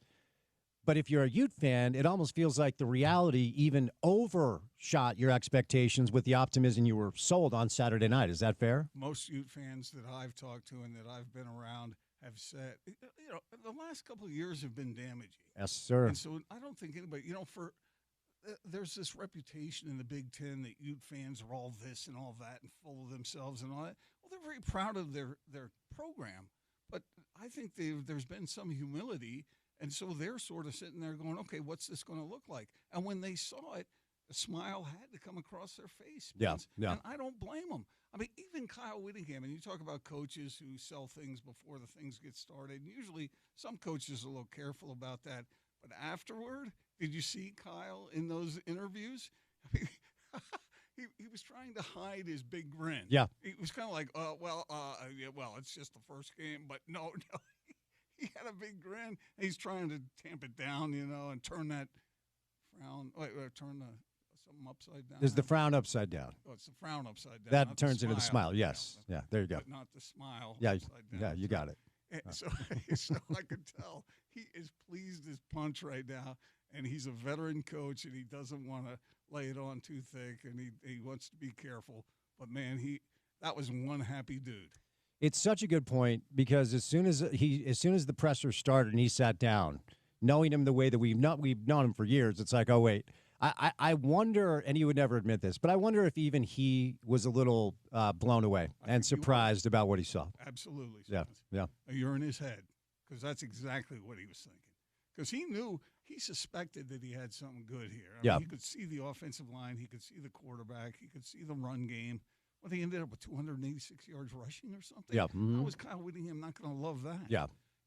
So he suspected it, but to see it actually happen in real time, in real life, right in front of him, as Kyle said it, against a Big Ten team on a Big Ten team's home field, he loved that. Hey, Big Ten, are you listening right now? Mm-hmm. Are you paying attention to what we You got pointed here? that out in your column. It was a good point. Yeah. And that's, hey, to the victor goes the spoils. Yeah. And he can say whatever he wants. And Kyle's a very level-headed dude. He's not going to get all full of himself on that. But he is very, very encouraged. And why wouldn't you be? You've got to look at it for what it is. I remember so clearly the 2004 Utes, and everybody knew that team was going to be good. But talking to Morgan Scalley, and he was a player at that time, he said, "Hey man, we're not gonna get full of ourselves. We're gonna take this the way we have to, one little step at a time." The cliche, but the cliche is true, and that's why he said it, and that's exactly what that team did. I'm not saying that this team is going to replicate that, but man, they sure look like they have an opportunity to do something extraordinary. So I think UCLA sucks. Okay, I think they stink. I'm sorry, I just do. And when you look around, spoken like a true SC fan. Well, I mean, yeah, I don't know. Like, they didn't look athletically up to the challenge, and Utah's as physical as a team that they're going to see some really good teams in the Big Ten. Don't get me wrong. But they did not look up for the challenge. I felt like this was a coaching mismatch. It's year 21 for Witt. It's year 2 for Deshaun Foster. And Jason Beck, for one game at least, showed the ability to call plays at a really high level. But what I wanted to know from you, again, kind of a difficult question, you look around at the early returns for the Big 12. They haven't been great. Cincinnati, Colorado, Baylor all had opportunities in non-con. Cincinnati was the only team that even covered. A bunch of teams beat up on smaller schools. Maybe we'll get to that. But after 2 weeks of college football, because we did see Farmageddon in Dublin and only one game for Utah, what are you willing to say about where you think they exist in the conference, just generally speaking? The Utes? Yeah. I think it looks very encouraging for the Utes to be near the top, if not on top. We have to wait and see. I mean, the Utes have to prove this to us. Yep. They have to show it, do it, show everybody, including Ute fans, what you're capable of doing and how well you focus. The Big 12, I think it's going to have a number of really good teams. It's just that some of the teams aren't necessarily that good. But when you have to go on the road in a conference where you think teams aren't up to play Utah, come on. They these guys from the Pac-12, and now they chatter about the Big Ten. These teams are going to want to shut the Utes up. And I'm not sure that's the players' fault. They're just showing up to play. But I think the Utes are going to be up for that challenge. And I think they look very, very promising for really good stuff in the Big 12 this year. We'll see how that goes. Hard to go anywhere to a conference like that and be undefeated or win, just if you win double-digit games, then that's pretty darn good. And it seems to me like the quick hint we got from the Utes, they might be up for that. And I wouldn't say that ordinarily, but look, I'm not blind. I watched that game. Yeah. I saw how the line of scrimmage was absolutely dominated. And when the line of scrimmage is dominated, you have a quarterback who can pick up, as Steve Young likes to say, free yards by way of his feet, then what is the defense supposed to do? Yeah. How are they supposed to stop that? He can do that. He can threaten the line of scrimmage, and then he can drop those little passes. And here's the other thing. Watch for the Utes to be really good in the red zone, because when you have a quarterback like that who can run or throw it, and you've got guys who can get open, especially a tight end position. I mean, if you've got guys who can get open, I always thought Lander Barton was going to be a great tight end. Maybe not. I don't know that I've ever heard you say that. No, but I thought it. Okay. I might have thought it. Okay, fair enough. You Well, he's good in high school. Good high school tight end. Yeah. Anyway, the Utes can score, and I think in the red zone, that's going to be very effective this year. Yeah, and Texas Tech ran over Arkansas Pine Bluff 67-7, so there's that. But, Tech will roll into town for the conference opener for both games, or both teams, I should say. And my guess is both those teams will be 3-0. Tech is 24 in the AP, Utah's 25, so that'll be a top 25 matchup, barring something completely unforeseen. So I, like you, will kind of wait and see to anoint Utah's this, that, or whatever. But let's say what we saw Saturday night is real. That's who they are. Yep. And maybe UCLA is a stiffer challenge than I'm giving them credit for. Let's just operate off that premise. If Devin continues to do what he did on Saturday, and Utah goes on and wins the thing, they win the Big 12, they go to the CFP. He's a junior. Mm-hmm. That means he comes back next year. Unless there's, we're hearing Kyler Murray comparisons. Maybe he's an NFL guy. But all that happens, and Devin announces, I'm coming back for my senior year. you think Kyle's more inclined to leave or come back if all that goes down? I agree with you. Yeah. I think he would consider coming back if he thought he had an ace in the hole like that. Yep. And I can't speak for Kyle. I mean, look, he always said he wasn't going to coach into his old age, and he's got other reasons. He's got good reasons not to coach anymore. But his family does love him to coach because they like – I mean, who wouldn't?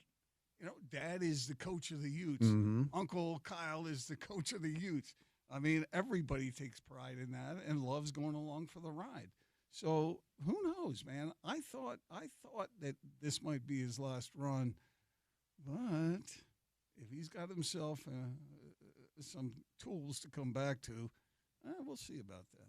All right, let's move over. I do want to get a quick BYU thought, maybe a Utah thought as well. Cal Poly's in town this week. It's just, they're a Big Sky team. I don't want to be disrespectful of anyone's programs, and I am sensitive to the economic necessities of smaller schools needing these games. Mm-hmm.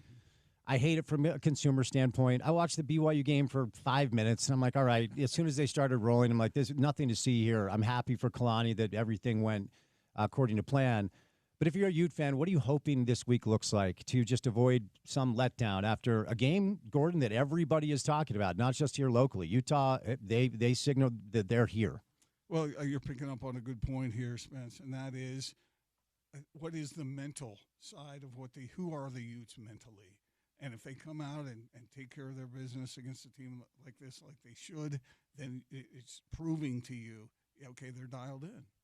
They're not going to take anything for granted, and they're going to punish everyone they play. By the way, I'm probably the only person that is appearing on a radio show who has actually covered a game, Cal Poly slow game.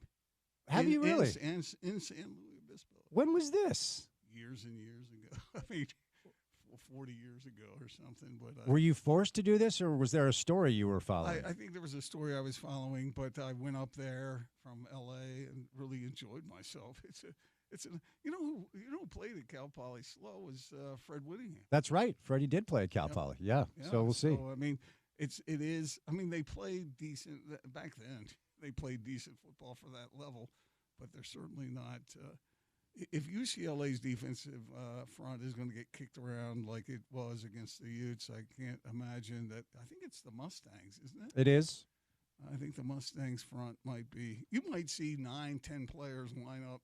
Yeah, to try and stop Mr. Dampier. Cal Poly did win their first game at San Diego, 41-17. I don't think the line's been released yet. I saw one earlier that was like 15.5. That feels way too low. So I'm not going to go on air with anything until I actually check it out. But, Gordon, a couple minutes left here. So far, Portland State, through 2 games, has been outscored 111-0 after Tarleton State hung 42 on them at home, and then BYU 69-0. Like I said, I was watching the first quarter and a half. Kingston fumbles the punt. Portland State recovers, and you're like, okay, well, hold on a second. Boom, Jack Kelly, takes it to the house on special teams. I'll say this, Bear looks like a real athlete, okay? So I don't know that we can really learn anything from an ass-kicking like that, but your takeaways from BYU's Week 1 performance. I wanted to see what that was all about in a real game. Well, it wasn't really a real game, but, in live action. Mm-hmm. And I don't think anybody who watched that couldn't have walked away thinking, hey, this kid, he could be really good. Yeah. Obviously, against that level of competition, but 5 touchdowns that he was responsible for. I mean, that's someone taking care of the business that should be taken care of against a team like that. Yeah. And he did that, and that was just in the first half. If he had continued, BYU could have won that game 150-0. Yeah. If they had really, if someone had said, hey, Kalani, your team has to score 150 or else you're going to run laps for the rest of the year, they could have done that. But anyway, I was impressed by him, and I'm impressed by that defense. Jay Hill is a stud. Yeah, he is.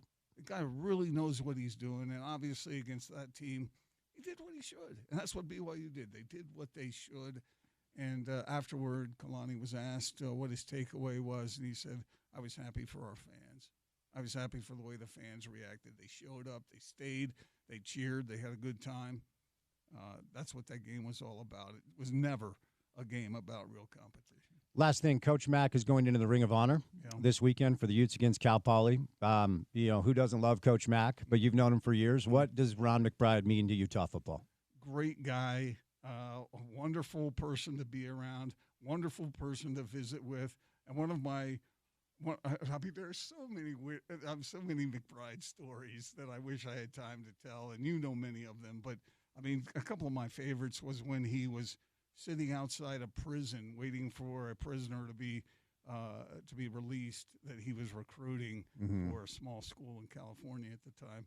That's just funny that Mac would do that, and also the whole thing with the superstition, and he used to carry all kinds of good luck charms with him. And one time someone said, "Hey, this shillelagh stick, if you point this at the opposing ball carrier, he'll fumble." And so Mac is out there pointing the stick in the middle of action. This wasn't when he was at Utah, but he said it was a dog. It didn't work. But he was willing to try anything. And who doesn't love, you said it, who doesn't love Coach Mack? He's just a fantastic football guy and an even better person. Were you surprised to see what Luis Suarez did over the weekend? Huh? Yeah, I was surprised because I didn't expect that kind of agility. Well, because look, if you're going to have a player who's in form, he has to be able to move his feet, and if he can't move his feet, then he can't play. Well, he spit on a Sounders staffer, and he's facing a suspension. I know, but when you're running with those quick feet, sometimes saliva flies. Nothing intentional, I'm sure. Oh, it was very much intentional. But, hey. Where's that damn spittoon of mine? It's great to see you. I read everything you wrote over the weekend. You still got your fastball, so keep it up. And you have a home here whenever you want it, okay? All right, Spence. Good being here. All right. The great Gordon Monson, sltrib.com is where you go. I want to tell you about my friends at Game Day Men's Health. So here's the deal. I'm in the best shape I've been in probably since college, and my body fat is below 20%. My energy level's up. My workouts are excellent. So I can just tell you what Game Day Men's Health has done for me. If you've never looked into testosterone therapy, if you've never looked into semaglutide or other fat-burning remedies, Game Day Men's Health has it for you. They have it for you right now. And I can promise you, just give it to the end of Utah football season. If you follow through the protocol, you will be in the best shape of your life, even in your 30s, 40s, and 50s. If your libido is low, they're giving you a free consultation. They'll take your blood for free. Then they're going to go over your levels like they did with me. And they're just going to help you kind of supplement. The bros out there call it biohacking these days. It used to be for celebrities and athletes, but now it's for everybody. So if you mention ESPN, they're going to give you 50% off your first-year membership. So check them out today at Game Day Men's Health in Utah. It's GameDayMen'sHealth.com. All right. In addition to all of that, I have changed my approach on hydration and water after reading about it about 4 or 5 years ago. If you do not have a water filtration system in your house and you're not drinking clean water, you're not utilizing clean water for your day-to-day chores, you are missing out if you do not have a filtration system in your house. And Ken and Colson, our friends from Colligan Water, stop by once again. Gentlemen, how are we doing? We're doing great, man. Thanks for having us. Thanks for being in. Always appreciate it. Let's start with the partnership you have with Utah's quarterback, who certainly looked hydrated on Saturday night, and that's Devin Dampier. God, he was in peak physical performance, wasn't he? And part of that could be attributed, hopefully, to the fact that he was well hydrated. So, yeah, we signed a deal with Devin. He's drinking Culligan water. He's loving it, and we're loving the partnership, trying to help maintain energy levels, endurance, strength and conditioning, just like you're talking about. I mean, it all starts fundamentally with the water and what you're putting in your body. And not just water, but clean water. It makes a massive difference. And you referenced earlier that we do have some unique challenges in our market at just making sure that the water we have flowing into our house is clean and good for us, yeah? Yeah, absolutely. There's some real challenges. We of course love Utah and we love our water. We love our snowpack, but it creates some challenges. We get really hard water, which creates challenges in our homes.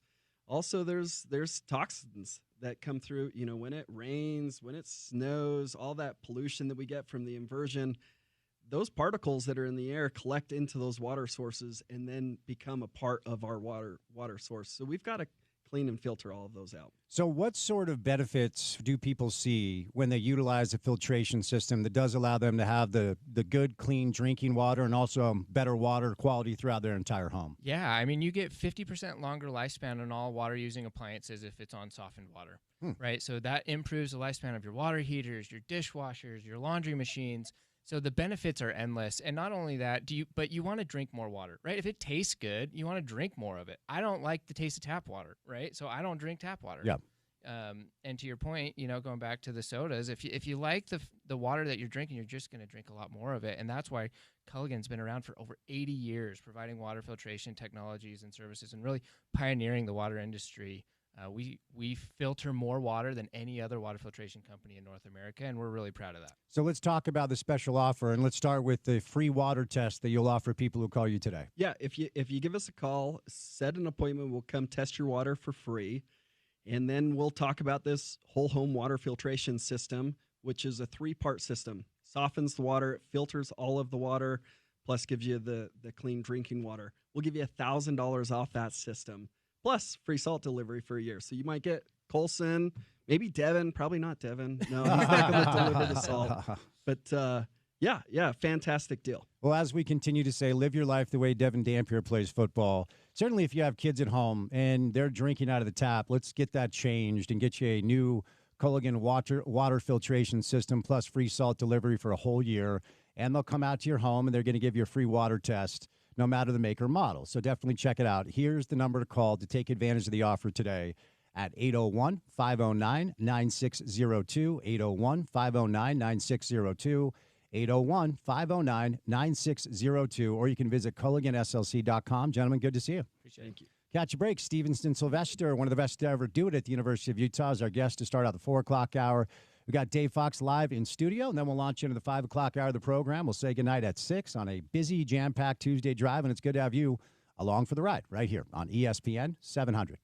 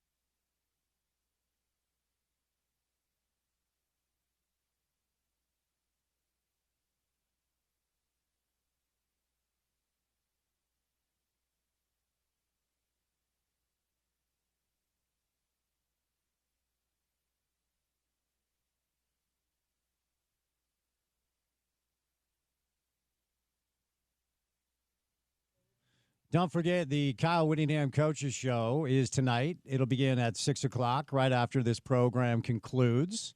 So stay tuned for that. Utah football with an emphatic statement at the Rose Bowl on Saturday night. Our next guest joins us consistently to break it all down. One of the best to ever do it at the U, the Super Bowl winning Stevenson Sylvester on a Tuesday afternoon. Sly, what's going on, man?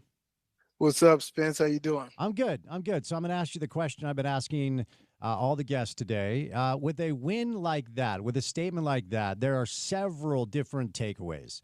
If I asked you to reduce it down to one or two most important statements or takeaways from Utah's win over UCLA, what are the most important takeaways from that night, Sly? Physicality. I think physicality is something that, as far as an opponent, what you want to see and understand from your opponent, I think that's first and foremost when I put on tape and I look at an opponent and I'm just like, okay, is this going to be an easy bet? Physicality is one for your team, what it shows you, for opponents, what it shows you, and for the consistent viewer. Utah football is back, man. And I think that was the overall message that was sent. We've always traditionally had a tough running game, whether that's from the quarterback position, the running back position, the offensive line perspective. And that's how we have a really good football team. You go back to 2021, 2022 Pac-12 championships. Even when Tyler Huntley was there, we had Zach Moss in the backfield, best running back in Utah history. It goes back to Devontae Booker, John White. We've always had a good running game. That's how you have a good Utah football team. And that was apparent on Saturday night. We had multiple people rushing the football, from Snowden to Hunter Andrews, Wayshawn Parker, Nakiri Rogers, our quarterback Devin Dampier, and there's probably going to be many more throughout the season. But what was apparent was how dominant this offensive line was. From all the preseason accolades and everything that's going on, Coach Harding and that offensive line was straightforward and physical. So it's interesting, Sly, when it comes to like late summer / early fall, fall camp, preseason expectations, you can always sell fan bases on hope, right? You can always sell fan bases on optimism, because what we hear from players and coaches during camp is like unanimously positive. Like they're not going to spin anything other than, the optimism that they feel leading into the season. And then when reality sets in, smart football fans, you can't fool them. But it feels like for Utah, like, if you're a Bama fan today, if you're a Texas fan today, if you're a Baylor fan today, do you feel like you were sold a bill of goods? UCLA, for sure, UCLA. Do you feel like you were sold a bill of goods? It feels like, at least for one game, the reality for Utah fans may have even superseded the optimism we all had heading into Saturday. Is that fair to say?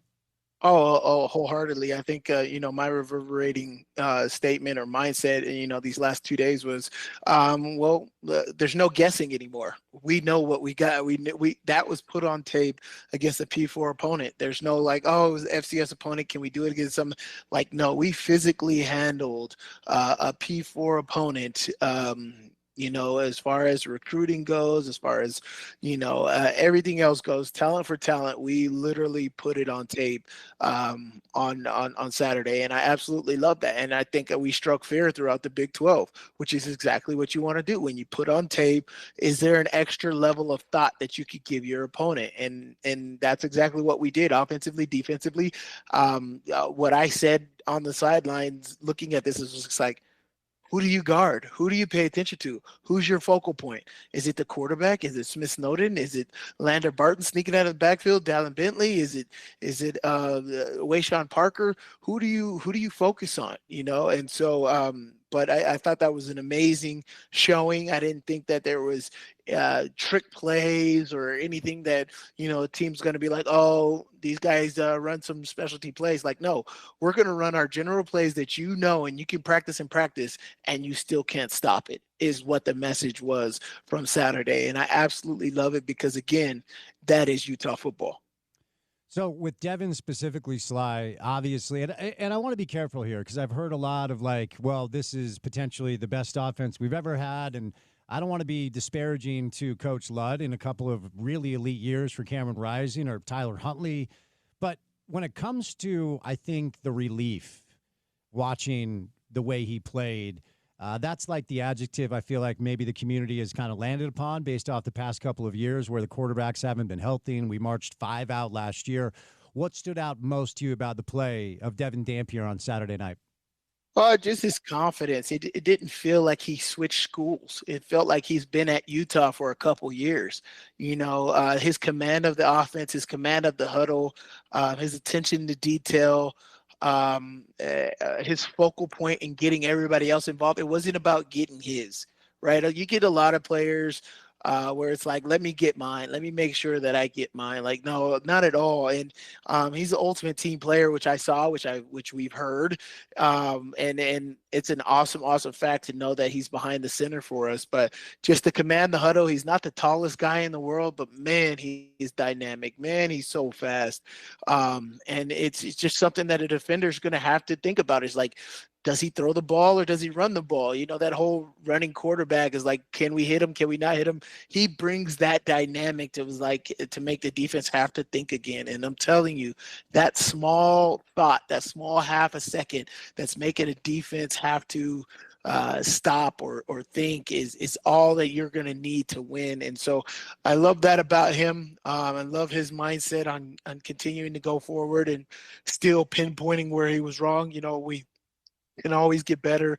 That touchdown he missed to Ryan Davis in that first half, and I mean the field was wide open. He could have ran it in if he wanted to. But there was just a couple things we always keep going forward. We got an FCS opponent this week in Cal Poly. You don't let up. I'm hoping we score 70 points. That's the goal. These guys got to keep putting it on and not let up. And I think in that game, there was adversity. We get up 20 points, 20-0, should have been 21, but we missed the extra point, 20-0. We let UCLA get a little bit of momentum at the end of that second quarter, and then we put them away in that third quarter with an absolute butt whooping of a 10-minute drive, 20-play, 10-minute drive in that third quarter. As somebody who played for the man, I wonder if you had a chance to watch Coach Witt's post-game presser. From my vantage point, and I've known Kyle for a long time, but I never played for him like you did, it felt like he was trying to hold back a ear-to-ear smile. It felt like, the way he was talking about Devin, the way he was talking about Jason, the offense, and he looked like as giddy as I've seen him in a long time. Was that your read as well? I mean, I interviewed him. So he did the presser and then came straight to me to do my interview. So that smile was still happening. Yes, I'd have to say it. I'm telling you, it was so hard last year, and even the year before it. You try to put a finger on it. You try to go back to the drawing board, and there was just no answers last year. What do we do? Is it a coaching mistake? Is it a player error? Is it play calling? What is the answer? Last year was just so discombobulating and so confusing. You didn't know what to do, but you get a whole offseason where you can put all of that behind you, pretty much start fresh with all these new players. You still got leaders that are coming back. You got a good mix of both. You were able to start fresh, and what you see, the problem was with Coach Witt was what we saw in practice wasn't what we saw on game day. And so that was very hard for him.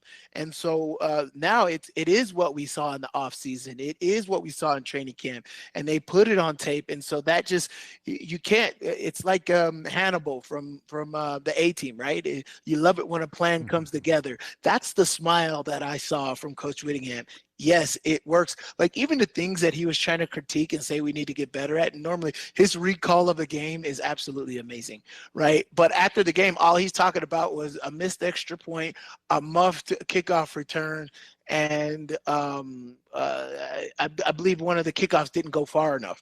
And so I'm just like, you're talking about special teams? That's dang near a flawless victory we had right there. So that's absolutely awesome. Again, this team is forever growing. I hope we stay healthy, but this is going to be an absolute marvelous season we're about to embark on. I love the teams that we have laid out, the way it's laid out from our bye week to our strength of schedule, our opponents and all that. This is leading to great things for Utah. So you move over, Sly, now to this week with Cal Poly coming into town. Of course, it'll be a celebration in a number of ways. First of all, Utah football just back at home. Actually, no, first of all, Coach Mack being inducted into the Ring of Honor, certainly that'll be a great thing, and it'll be a great day no matter what. But what should we hope to see on Saturday? Obviously, we know that the FBS, FCS team, like Utah's probably going to win by 1,000,000. I don't think it'll be a high anxiety game. But in order to indicate that there's no letdown, what should we hope to see Saturday when Cal Poly rolls into town? I expect to see a fast start, right? You want to get your starters more rest. You could do that here in these first couple weeks against Cal Poly, and hopefully Wyoming too. Need to watch some tape on them because Wyoming just surprisingly comes out with weirdly good teams. Everything's about matchups, right? There's teams that could be 0-7 and you could be 7-0 and it just, and they play you so tight, right? And so I think Wyoming and Utah's relationship has always traditionally been like that. You just never know what that game's going to go to. But you're hoping to get rest in these next 2 games for these guys. So mentality-wise, I believe the game plan is going to be scores fast, score early, defensive havoc plays. I think this is going to be more targeted for Morgan Scalley to get more of those turnovers, right? We didn't get that interception till late in the fourth quarter against UCLA. And so we're going to try to get those more in that first quarter and early in that football game, strip sacks, interceptions, force these guys into into hard situations. It looks like they run their quarterback pretty well. So we're going to have to really take it to them. And so I think that, defensively it's going to be a great showing. Offensively, it's going to be a lot of the same. If you're able to do that, from what I had the best seat in the house. I was able to move around. I'm not in the coach's box or I'm not in the first row to say. I'm able to be right there as if I was a referee. And just the physicality that was brought, you want to make sure you do that against Cal Poly. You want to make sure you show that wasn't a fluke. That wasn't a 1 week thing. That wasn't just training camp on display. That's a every week. I'm going to whoop your behind every single time, up and down the field, all game, first string, second string. It doesn't matter, right? And so I think that is what the focus is going to be coming out in Cal Poly. We should have a 40-point first half. Since you were there on the sidelines, and for our listeners' perspective, when Utah's home, I head down and I'll hang out on the sidelines a little bit as well. And I try to keep up with Sly, but I can't. I just say hello and then watch him run all over the place so he can get the best views of everything. Because you referenced the O-line, Sly. And I'll tell you, on television, by about halfway through the second quarter, I just started laughing. I was just like, this is ridiculous. They were basically decleating UCLA's defensive front every single snap. And a couple of weeks ago, Devin dropped a piece of sound during practice availability that he caught some flack for when he said sometimes he has 6, 7, 8 seconds in the pocket. Every time he dropped backslide, the average time he had was almost 6 seconds. It was over 5, almost 6. Tell me from your vantage point, having that bird's eye view, what exactly you saw from this O-line. Here's the thing is what I said is like, whatever you saw on TV was exactly like that in real life. Mm-hmm. Right on the sideline. If you saw an ass whooping on TV, it was that, and it was that in person. If you saw our offense dominating, you saw 6, 7 seconds on the TV. It probably was about 7 to 8 seconds in real time. And so every time a quarterback you just love that, and defensively you hate that. But our defense was great. Our defense was able to be fast and fresh because I think the time of possession was 37 minutes for Utah and 22 minutes for UCLA. Your defense is going to be fresh if you do that. And again, that 10-minute drive that they had in that third quarter, that's everything. You put your opponent away when you do stuff like that. And so our defense was happy. Our offense and offensive line loves to get the credit that they're getting, and they are some big human beings, man. Big, athletic. I love when Olsen comes in at fullback, gives you that refrigerator Perry aspect and thought process back there. But I'm telling you, man, when you're just seeing, it's kind of like the push where there's just absolutely nothing you can do. That's going to be, you just think like, we do a just call it a 34 blast, whatever, B-gap blast with a fullback lead, right? You got Olsen at fullback, Fano at right tackle, Mokofisi at right guard, and you're going through that B-gap. That's 900 pounds coming straight at you that doesn't have the football. And then you put a running back going full speed, try to stop that. I don't care who you are. That is hard. 900 pounds, 300 pounders going straight at you, and they're moving you all over the place. We have a dynamic offense, and you got to tip your cap to Coach Beck. I think he's doing a great job. And my biggest thing was talking to him in the spring. He's like, our biggest focus is what personnel do we have? We're going to execute on that, whether that's a tight end personnel or whether that's more receivers or whether that's more running back. That's what we're going to utilize. In this case, we got a crap ton of O-linemen. Let's use our O-linemen. And so I love the personnel aspect, and the versatility is very Andy Ludwig type, but I think the way the implementation that Coach Beck has is one of his own, and I'm so happy it's for the University of Utah. Last thing, Sly, I'll set you loose on this. After watching on Saturday night, I just couldn't help but think of one thing, and that is we've got to keep 4 as healthy as we can. Knock on wood as hard as I can. Now, we always have these conversations, and we had it about Cam. Like, can you change the way he plays to keep him healthy? We had it about Taysom Hill when he was doing his thing at BYU. Talk about that balance, that delicate balance of wanting to make sure that Devin stays healthy all year long after what we saw on Saturday, and whether or not you can coach him up a little bit to make sure he's not taking as many hits as we saw. Yeah, I mean, you could tell him all you want. I don't think you try to cage that beast. You let it out. You let him be free. You tell him to be smart. Like, hey, we need you for the next down. Doing that. Cam Rising's situation and how he got hurt was a freak accident, man. That is something that just doesn't happen. Even when you get hit late, that just doesn't happen. Cam Rising needed to take one of Shaquille O'Neal's falling classes, so he knew how to fall or brace himself when he hits the ground. But I mean, that's just something that's 1 in a million type thing to cut your hand as bad as he did on a play like that. And so Devin Dampier is built more like a running back, more like a runner.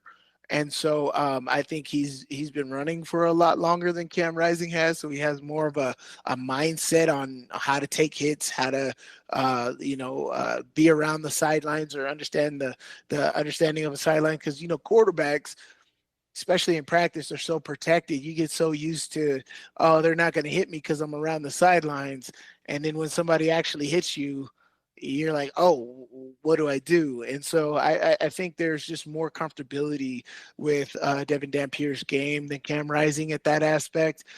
Again, Cam Rising's his injury was that was something freakish that nobody was anticipating happening. Sly, you're the man. Appreciate the time. Let's hope that this train keeps rolling down the track. Okay, be good. You're the man. Thanks. All right, Stevenson Sylvester, one of the best to ever do it at the University of Utah. All right, guys, time to start thinking football. We're only a few weeks away from the best time of year. It's actually here. Now's the time to prep your field. Make sure you're using IFA's Step 3 for the weeks ahead when the weather is still hot. But as the dog days of summer give way to fall, it's time to start thinking about Step 4. Our fall and winter lawn fertilizer. Either way, you can find out more by visiting ifa.coop online. All right, we're going to bring in Dave Fox coming up. I'll be on TV with Dave tonight at 10:35 on KMYU. We call it 5 Questions with Spence. It is very college football centric, as you would imagine, after this weekend, both locally and nationally. We haven't done a ton of national stuff today because we've been pretty Ute-centric. So stay tuned for that. If you missed Max Brown from earlier, some good stuff. Gordon Monson live in studio as well. But before we catch a break, my friends Ken and Colson from Culligan Water live in studio once again. All right, as I referenced, about 4 or 5 years ago, I was given a book, recommended a book that was really all about what clean, filtered water can do for your health and being hydrated, what can it do for your energy, your sleep. So for our listeners out there that may have heard of the potential of what drinking clean water can do for you, but don't have a filtration system in their home, what are they missing out on? Yeah, I mean, for the physical benefits, it improves physical performance, like we talked about with Devin. It helps with maintaining energy, endurance, and strength. It supports kidney function, right? So it can prevent kidney stones. It can filter out toxins in your kidneys. It helps with digestion, right? So if you're not feeling well or if you feel sluggish, right, drinking some water can help break down that food in your stomach. It can regulate body temperature, and it can support weight loss. So the physical benefits are numerous, and that doesn't even include the cognitive benefits, right? Your mental awareness. Being hydrated has so many mental benefits as well. And to your point, it all starts with the water. It all starts with what are you putting in your body, and Culligan filters more water than anybody, and we think we've got great solutions to help Utah homeowners and people in the state. So we've discussed today the unique challenges that we have living here when it comes to our water quality. And there's so many great things about living here. We all love Salt Lake. We all love Utah. But why is it important, based off of the challenge we have, to make sure you do have a water filtration system in place? Yeah, absolutely. The water that you're receiving from the municipalities, the quality of that water is changing all the time as well, right? So the nice thing about Culligan equipment, they have the most efficient, up-to-date equipment that will monitor the levels in your water so that will adjust as new water is coming in based on the hardness, all of those things. It can adapt and change with your system so that you're using less salt to clean the resin out of the system. You're using less water, and it's providing you with the best quality water that you can possibly have. And we are the home of the Utes. This is a Utah football-centric community and time of year, and you guys are both partners with Devin Dampier and also the Utah football team. Yeah, absolutely. We're really excited with the new partnerships that we just signed with Devin and with the U. So you'll see our systems up at the University of Utah, up at Rice-Eccles Stadium. So look for us on the Jumbotron and look for us around the stadium. And if you have any questions, if you just want to get educated on what's in your water, if you want to ask the questions, if you don't even know what questions to ask, give us a call. Let us educate you. Let us come out and let us show you what Culligan water can really do. And you will do that for free, and it's part of the special offer we have for our listeners who give you a call today. Yeah, give us a call at 801-509-9602 and set up an appointment for us to come test your water for free. There you go. Come do a free consultation, and we've got a great deal. $1,000 off this whole home system. Will take care of all of the water needs in your house. Your drinking water, making sure you have soft water, the chlorine's removed from your home. $1,000 off, plus we'll give you a free salt delivery for a year. Which is massive savings in and of itself. So if you've always been curious, maybe you've heard, I don't know, a podcast, or you've read something like, yeah, I need better water in my home. Certainly if you have children, this is something you should look at, but do it for yourself as well. Today's the day to call, because as they've referenced, you get $1,000 off a brand new Culligan water filtration system. Plus you get free salt delivery for an entire year, and they will come out and do a free water test to kind of give you an idea of where you're at. So take advantage and call today at 801-509-9602, 801-509-9602, 801-509-9602. You can also visit them online at CulliganSLC.com. Gentlemen, good to see you. Appreciate it. Thank you. All right, we will catch a quick break. Coming up on the other side, Dave Fox will join us. I'll be on TV with Dave tonight at 10:35 on KMYU. We call it 5 Questions with Spence. We'll get into the 5 o'clock hour of the program. Then don't forget, we'll say goodnight at 6. At 6 o'clock, the Kyle Whittingham Coaches Show, the second iteration of it with Bill, will come your way. So more Utah football on the way. Dave joins us live in studio coming up on the other side of a Tuesday drive, and it's good to have you along for the ride right here on ESPN 700.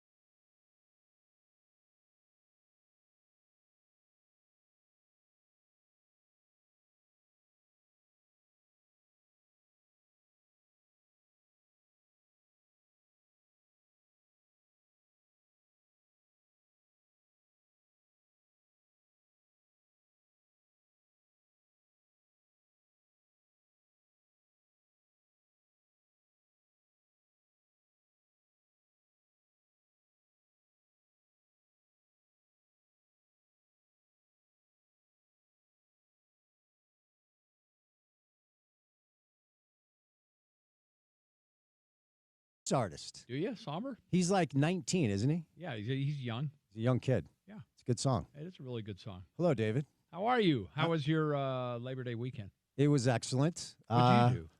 Played some mediocre golf. Got up the canyon a little bit.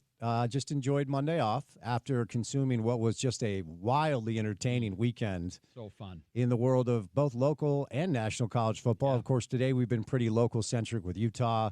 BYU, look, Portland State's been outscored 111-0. I think we can just say that they're not awesome. But let's start with Utah.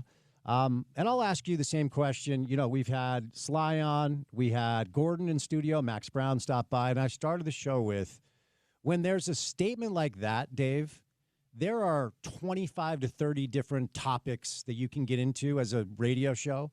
If I asked you to reduce it down to maybe the one or two most important things Utah said on Saturday, what would you say? Well, number one, you touched on this in your last segment. I don't know how you could not love what Devin Dampier did. Mm-hmm. But, man, it's scary to watch him just go after play after play after play after play. And he plays with a reckless abandon that's a lot of fun, but it's a little scary in some respects. But, you know, you can't play that way.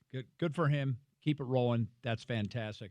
I was watching an ESPN show today. It was maybe College Game Day or something like that, and they were asking each host, tell us something that really jumped out at you this week. And one of the hosts said, I really liked the play of Devon Dampier. It was Josh Pate. And friend I was of thinking, the show, Josh maybe Pate. watch the game a little closer. I heard it. It was Josh. Yeah. So you know what I'm talking Josh about. was in studio a couple years ago before the Florida game. He should know better. How would he not know? We'll get Josh on the show. If you really watched the game, yeah.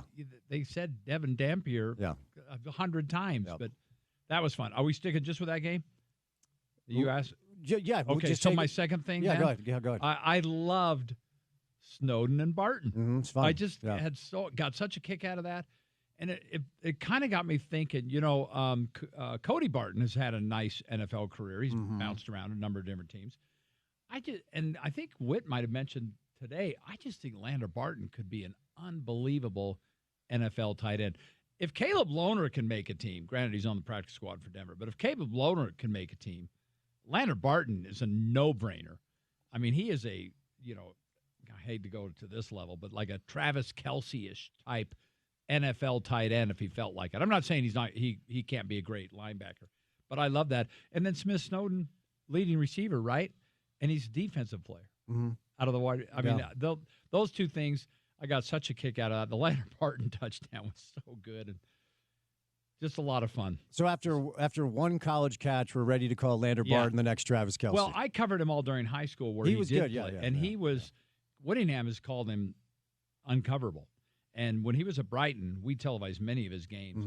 And on offense, he was just a man. And I always thought, man, I can't believe they're not going to use him some on offense. He's a great linebacker too. But yeah, that's that. I just really I really enjoyed those two aspects. And by the way, don't sleep on that defense. It kind of reminded me the defense is about where it was last year. Really, really good. Yeah. Only now they don't have to run back on the field every 3 plays. Yeah, good stuff there. Another takeaway has to be, as I've talked about all show long, I consume media during fall camp with a grain of salt and a lot of cynicism because all you're hearing from coaches and players, and this is not a Utah-specific thing, every coach and every player across the landscape of college football, when they're in front of a microphone during summer and fall, they're going to tell you all the positive things that's going on with their team. And there's a reason for that. You're selling optimism to your fans. You're selling hope to your fans. Optimism and hope, that's an easy sell. What's not an easy sell is the reality, if the reality doesn't match the optimism. Bama fans today, Texas fans today, right? Even, I would say, Baylor fans. Oh, well, that's what happens when you decide to hone in on a celebrity coach and just ignore the fact that there are no good football players. And the dozen Hall of Famers who were at the game, by the way. A little bit of a letdown for your guy, Bill Belichick. But if you're a Utah fan this week, you're one of the fan bases in America where the reality actually overshot the optimism. And I think that's got to be nothing but a positive for a fan base in a community that's had a rough couple years based off the standard that's been set by Whit. Well, and you brought up a good point. You mentioned Texas, right? So they go in with these massive, lofty expectations, maybe to a degree locally the way Utah goes into the UCLA game, and they fall flat on their face. Yeah. So you're right. To actually walk the walk is so much fun. And you could see they were just having a blast right to the end.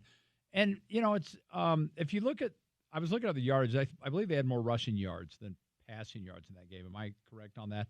And I thought to myself afterwards, Kyle Whittingham's got to be in absolute heaven because there's nothing he likes more. There are two things he loves. One, not reporting injuries, 2 more weeks of that. And 2, a balanced offense. And even though it's a different look, it's not, hike, turn, and hand off. It's a much more creative run game. There was an incredible amount of balance, and he had to have absolutely loved that. And a couple of those drives they had late in that second half, Spence, were just unbelievable. I mean, textbook Whittingham drives. 286 on the ground, 206 through the air. There you go. No turnovers and 3 penalties. They had the ball for 15 minutes longer than UCLA did. Isn't that crazy? It's just like everything. And look, I just approached this game with a tremendous amount of I don't know, right? And so I'm sitting there prior to kick. And just to be fair, let me say this.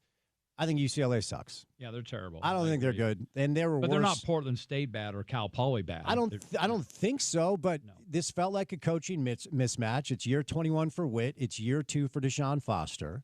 Felt like he was over his skis. I felt like the UCLA offense was continuously confused with Morgan's schemes because Morgan is a lead at that. Like everything kind of fell into place, but the question has to become like how much of this is real? When Tech rolls in, they're going to be a top 25 team. They're number 24 in the AP now. They're going to be 3-0. Utah's going to be 3-0. Both teams probably will be in the top 20.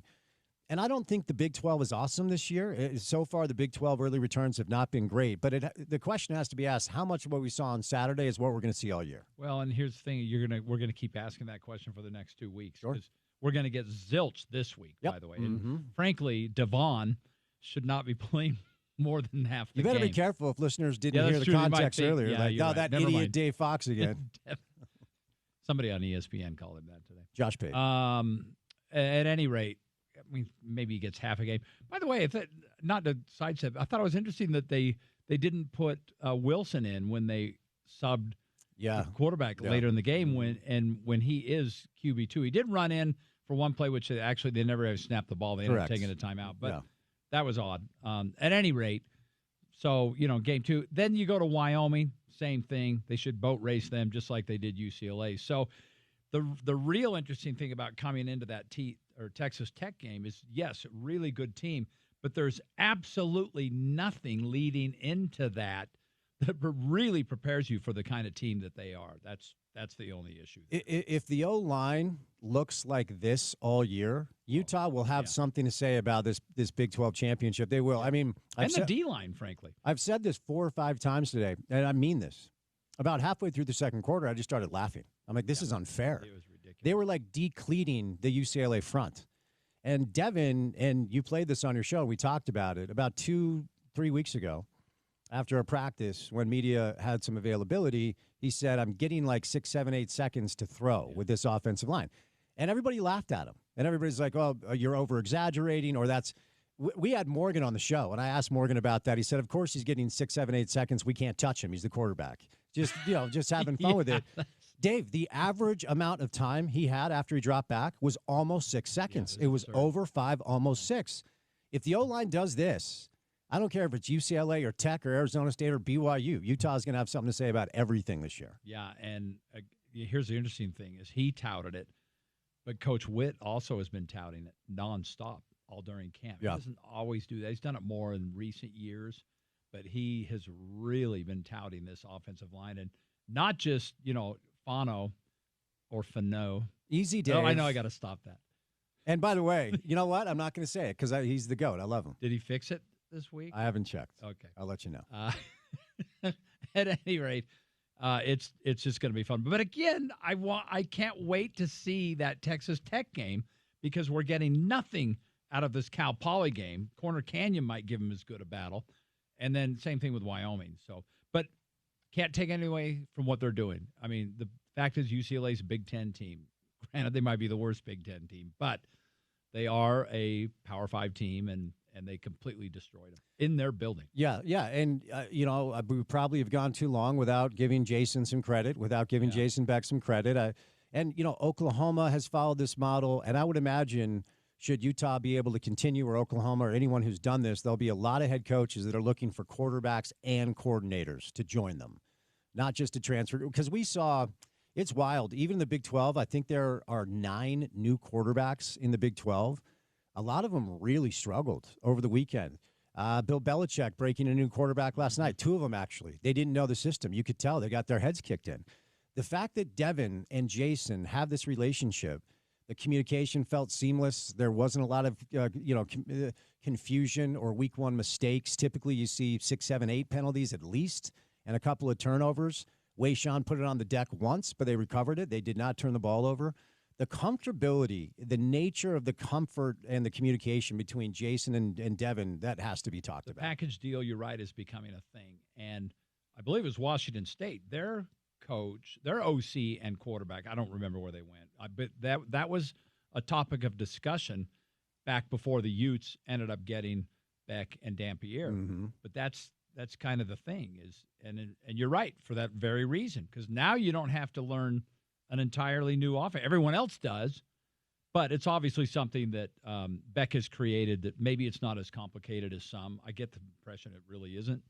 I think it's one of the, like the old Chip Kelly Oregon days. It seemed to be like this really complicated, incredible RPO offense, and it was really pretty simple.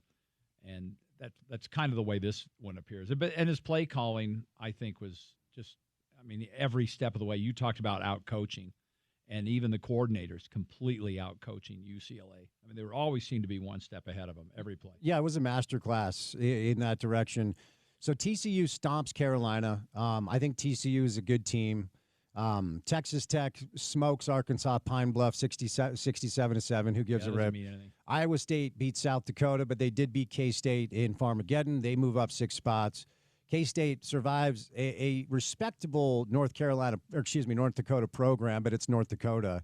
Arizona State beats Northern Arizona.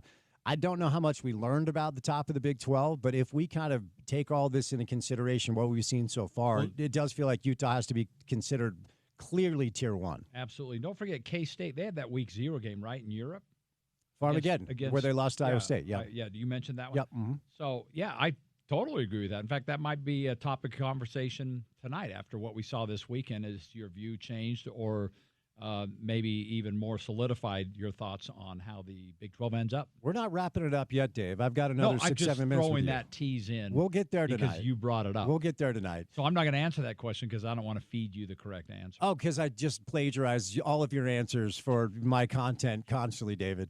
Let me ask you this. By the way, I wrote all 5 questions today. Timmy forgot to text me. You wrote all the questions yourself? Mm-hmm. Are you telling the truth? Yes, honest. He forgot to text me. So I actually sent him a text. He gave him an opportunity. So you did put in a good 12 minutes of work today. You have burned the midnight oil for you today. 10, 12. I'm very impressed because the work ethic is well documented. Yeah. I'm teasing you. All right, so I was discussing this earlier. Again, we're going to operate off the premise that what we saw on Saturday was real. I will continue to maintain I do not think UCLA is a good football team, but we're going to operate that the discipline, the physicality, the cleanliness, just the execution from Utah football is who they are. What does it mean to the community when Utah football has a team like this, if it is top tier? Because it's been a couple years. I mean, Kyle getting them to 8 wins 2 years ago was insane. I mean, that was an excellent coaching job. Last year, this team falls down flat on its face. You could kind of feel the community just have the air taken out of it. We all benefit, whether it's media members, whether it's businesses, whether it's just the community. Gordy Chiesa always has this great line where he said, when Karl Malone made free throws in the playoffs, it was good for the economy, right? It's better for everybody when Utah football is elite, for sure.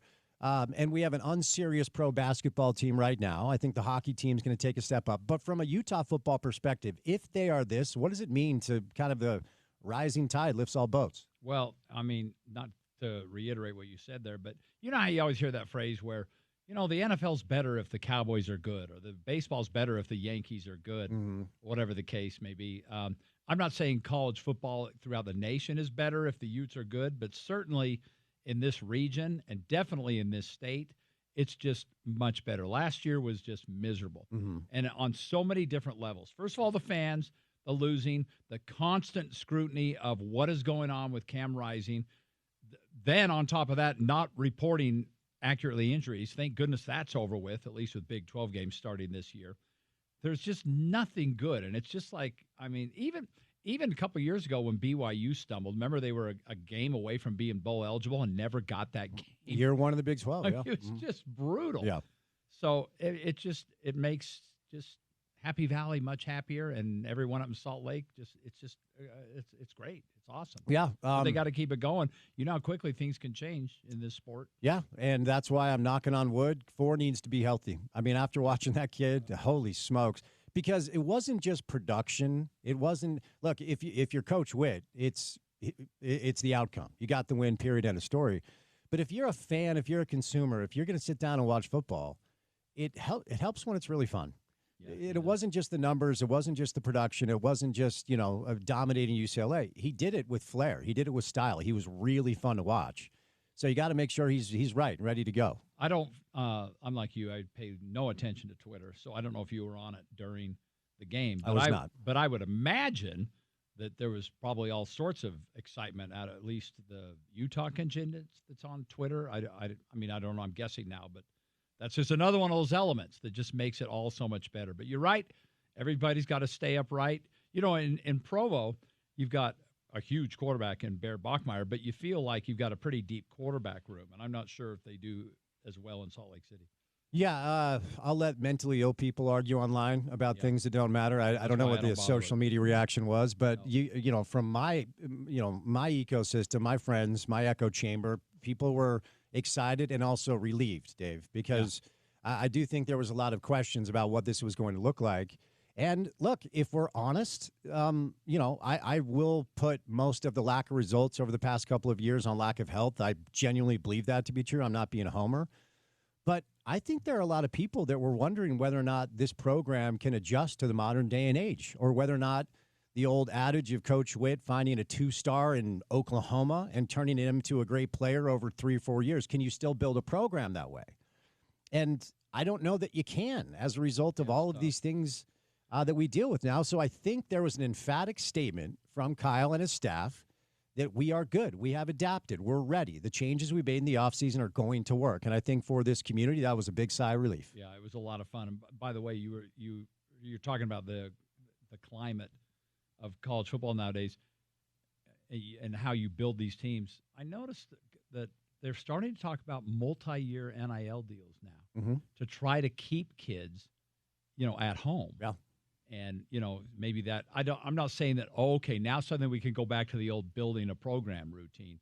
But the way they've done this, and they did it quickly, and they brought in the right guy to call the plays and the right guy to run the plays, has just been nothing short of, now that we've seen it, it's just been absolutely marvelous. Yeah, the multi-year factor is interesting. Real interesting. I don't know what Devin's current situation is, but I'll tell you what, he keeps playing like this, he'll get phone calls like, what do you want? Yeah. 8, 9, $10 million bucks? Like, hopefully Utah can keep up, well, hold that's on the thing. to him. They have to keep up with him, and I'm sure he certainly has an attachment to Beck, but, you never know with the almighty dollar. Yeah. Are you, before I say you loose, are you willing to say anything about learning anything about BYU? I watched for about a quarter and a half.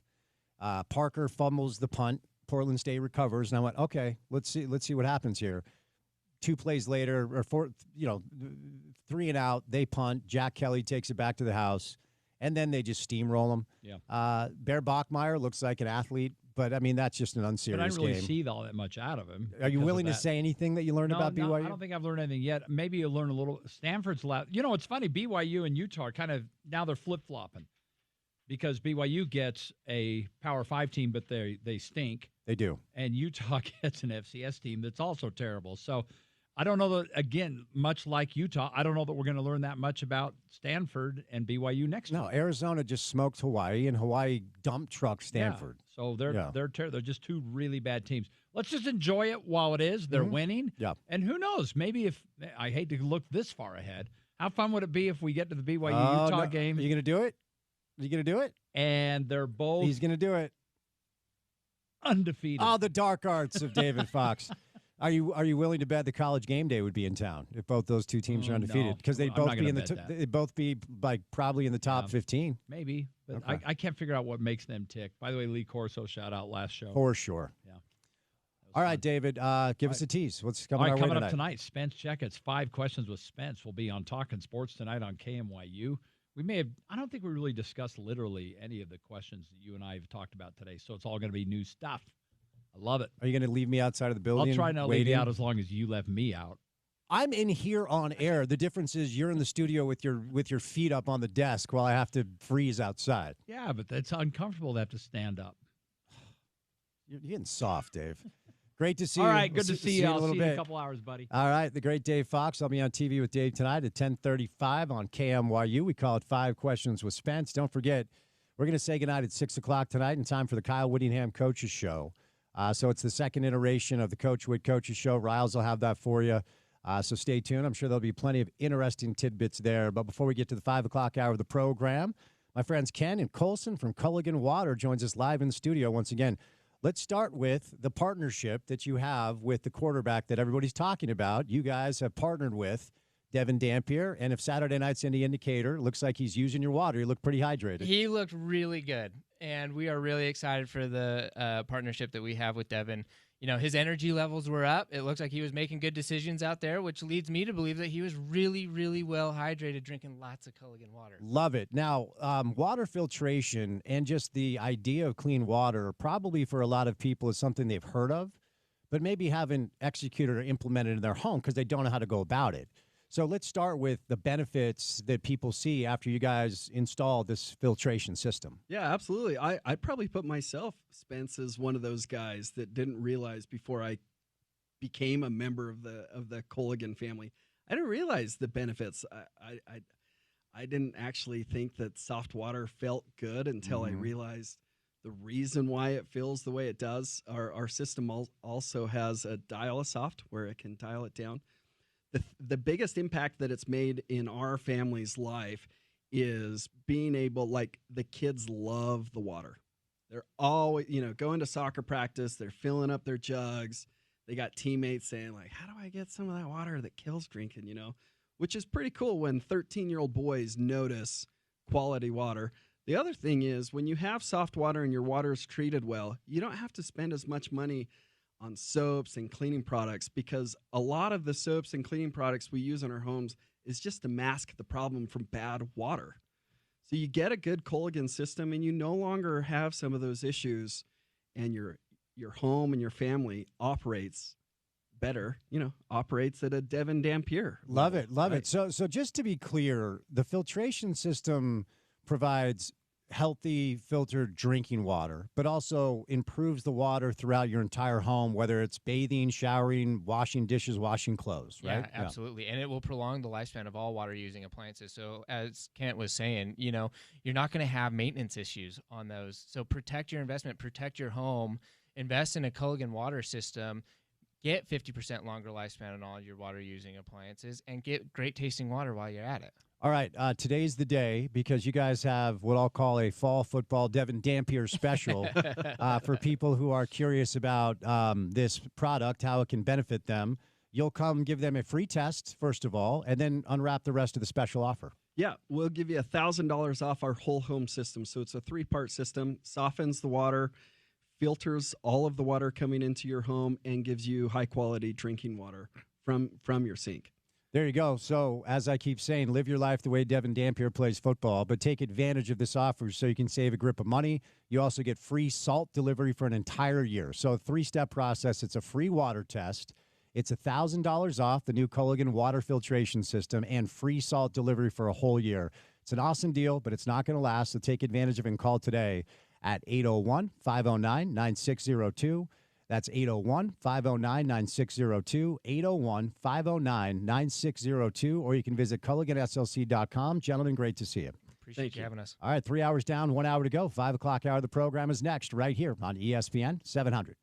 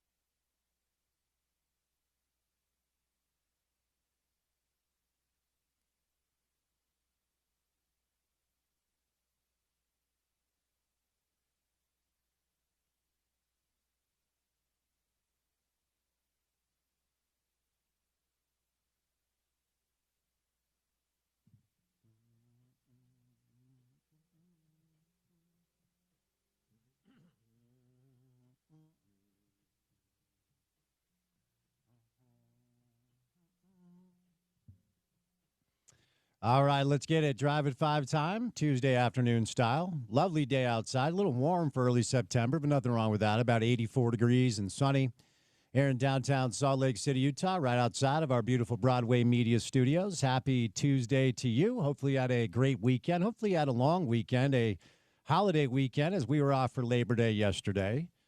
Back on air today, of course, reacting and responding to the weekend that was in the world of college football, both locally and nationally. Reminder, about 50 minutes from right now will be the Kyle Whittingham Coaches Show here on your home of the Utes, ESPN 700. The voice of the Utes, Bill Riley, will have that for you. It's the second iteration of the Coach Witt Coaches Show, reacting to Utah's big win over the weekend at the Rose Bowl against UCLA, which, of course, has driven the majority of the content on the show today. Saturday, shaping up to be a fun day, although the opponent probably will not manifest itself as something that will help us learn more about Utah.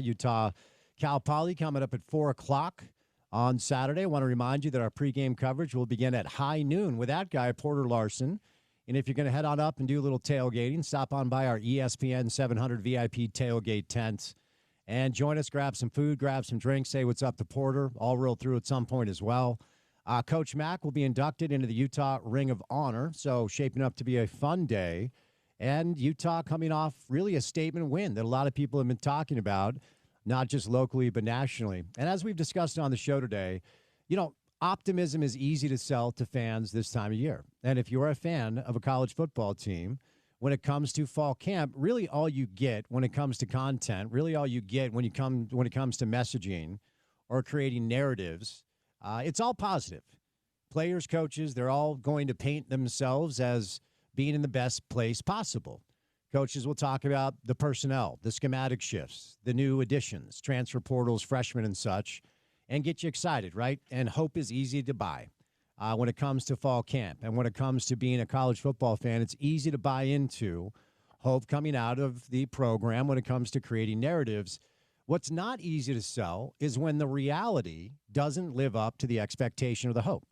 And it didn't live up to the expectation of the hope a year ago for Utah football. But if one night is any indicator, it feels like the reality of what Utah football could be and look like this year may have even exceeded the hope and expectations that we all had, even though I think a lot of us were very hopeful.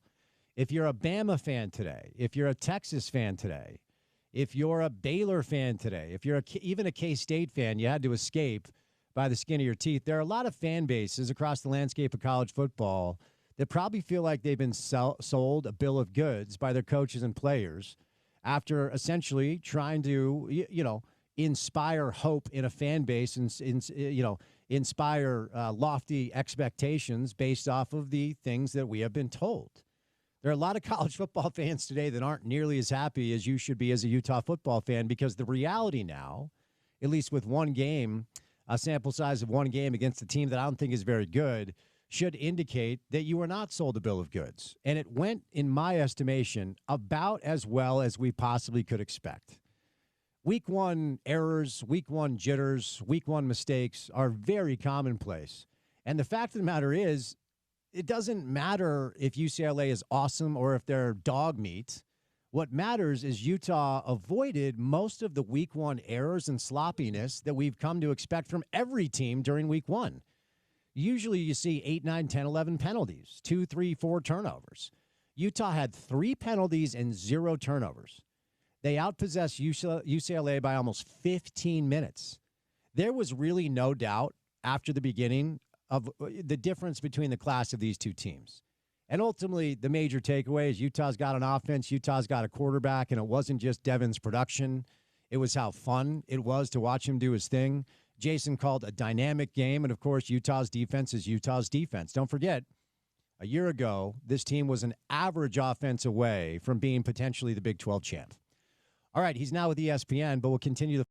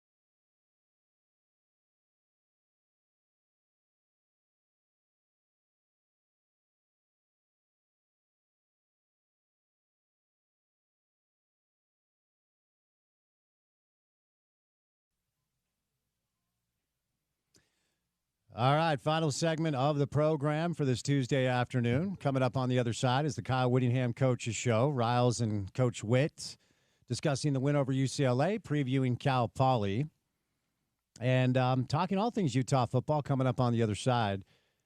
You know, Porter, I feel like I would be reaching to look for anything about Saturday night that was concerning. Is there anything that stood out to you, a positional group? There were some players that didn't make the trip. There's a little bit of a health thing going on, but nothing long-term, according to Kyle. Was there anything that stood out to you as like, yeah, I wouldn't mind to see that get cleaned up a bit? I mean, the question marks we had kind of were depth pieces, right? Maybe at corner, maybe at D-tackle. We had question marks just because we hadn't seen some of the specialists. Well, Dylan Curtis comes in and hits a 54-yarder in his first ever attempt as a Ute, so that kind of answers that question. Hey, we didn't see much from the punt team, so I guess that is still a question mark. I did see one Dallas Vakalahi down with an injury late in the game, so maybe continuing to look at the depth at defensive tackle, because I'm not sure if that's going to be something that is long-term. Outside of that, you'd like to see a little more production from wide receivers, but if you're getting a bunch from Lander Barton and Smith Snowden, how much do you really care there?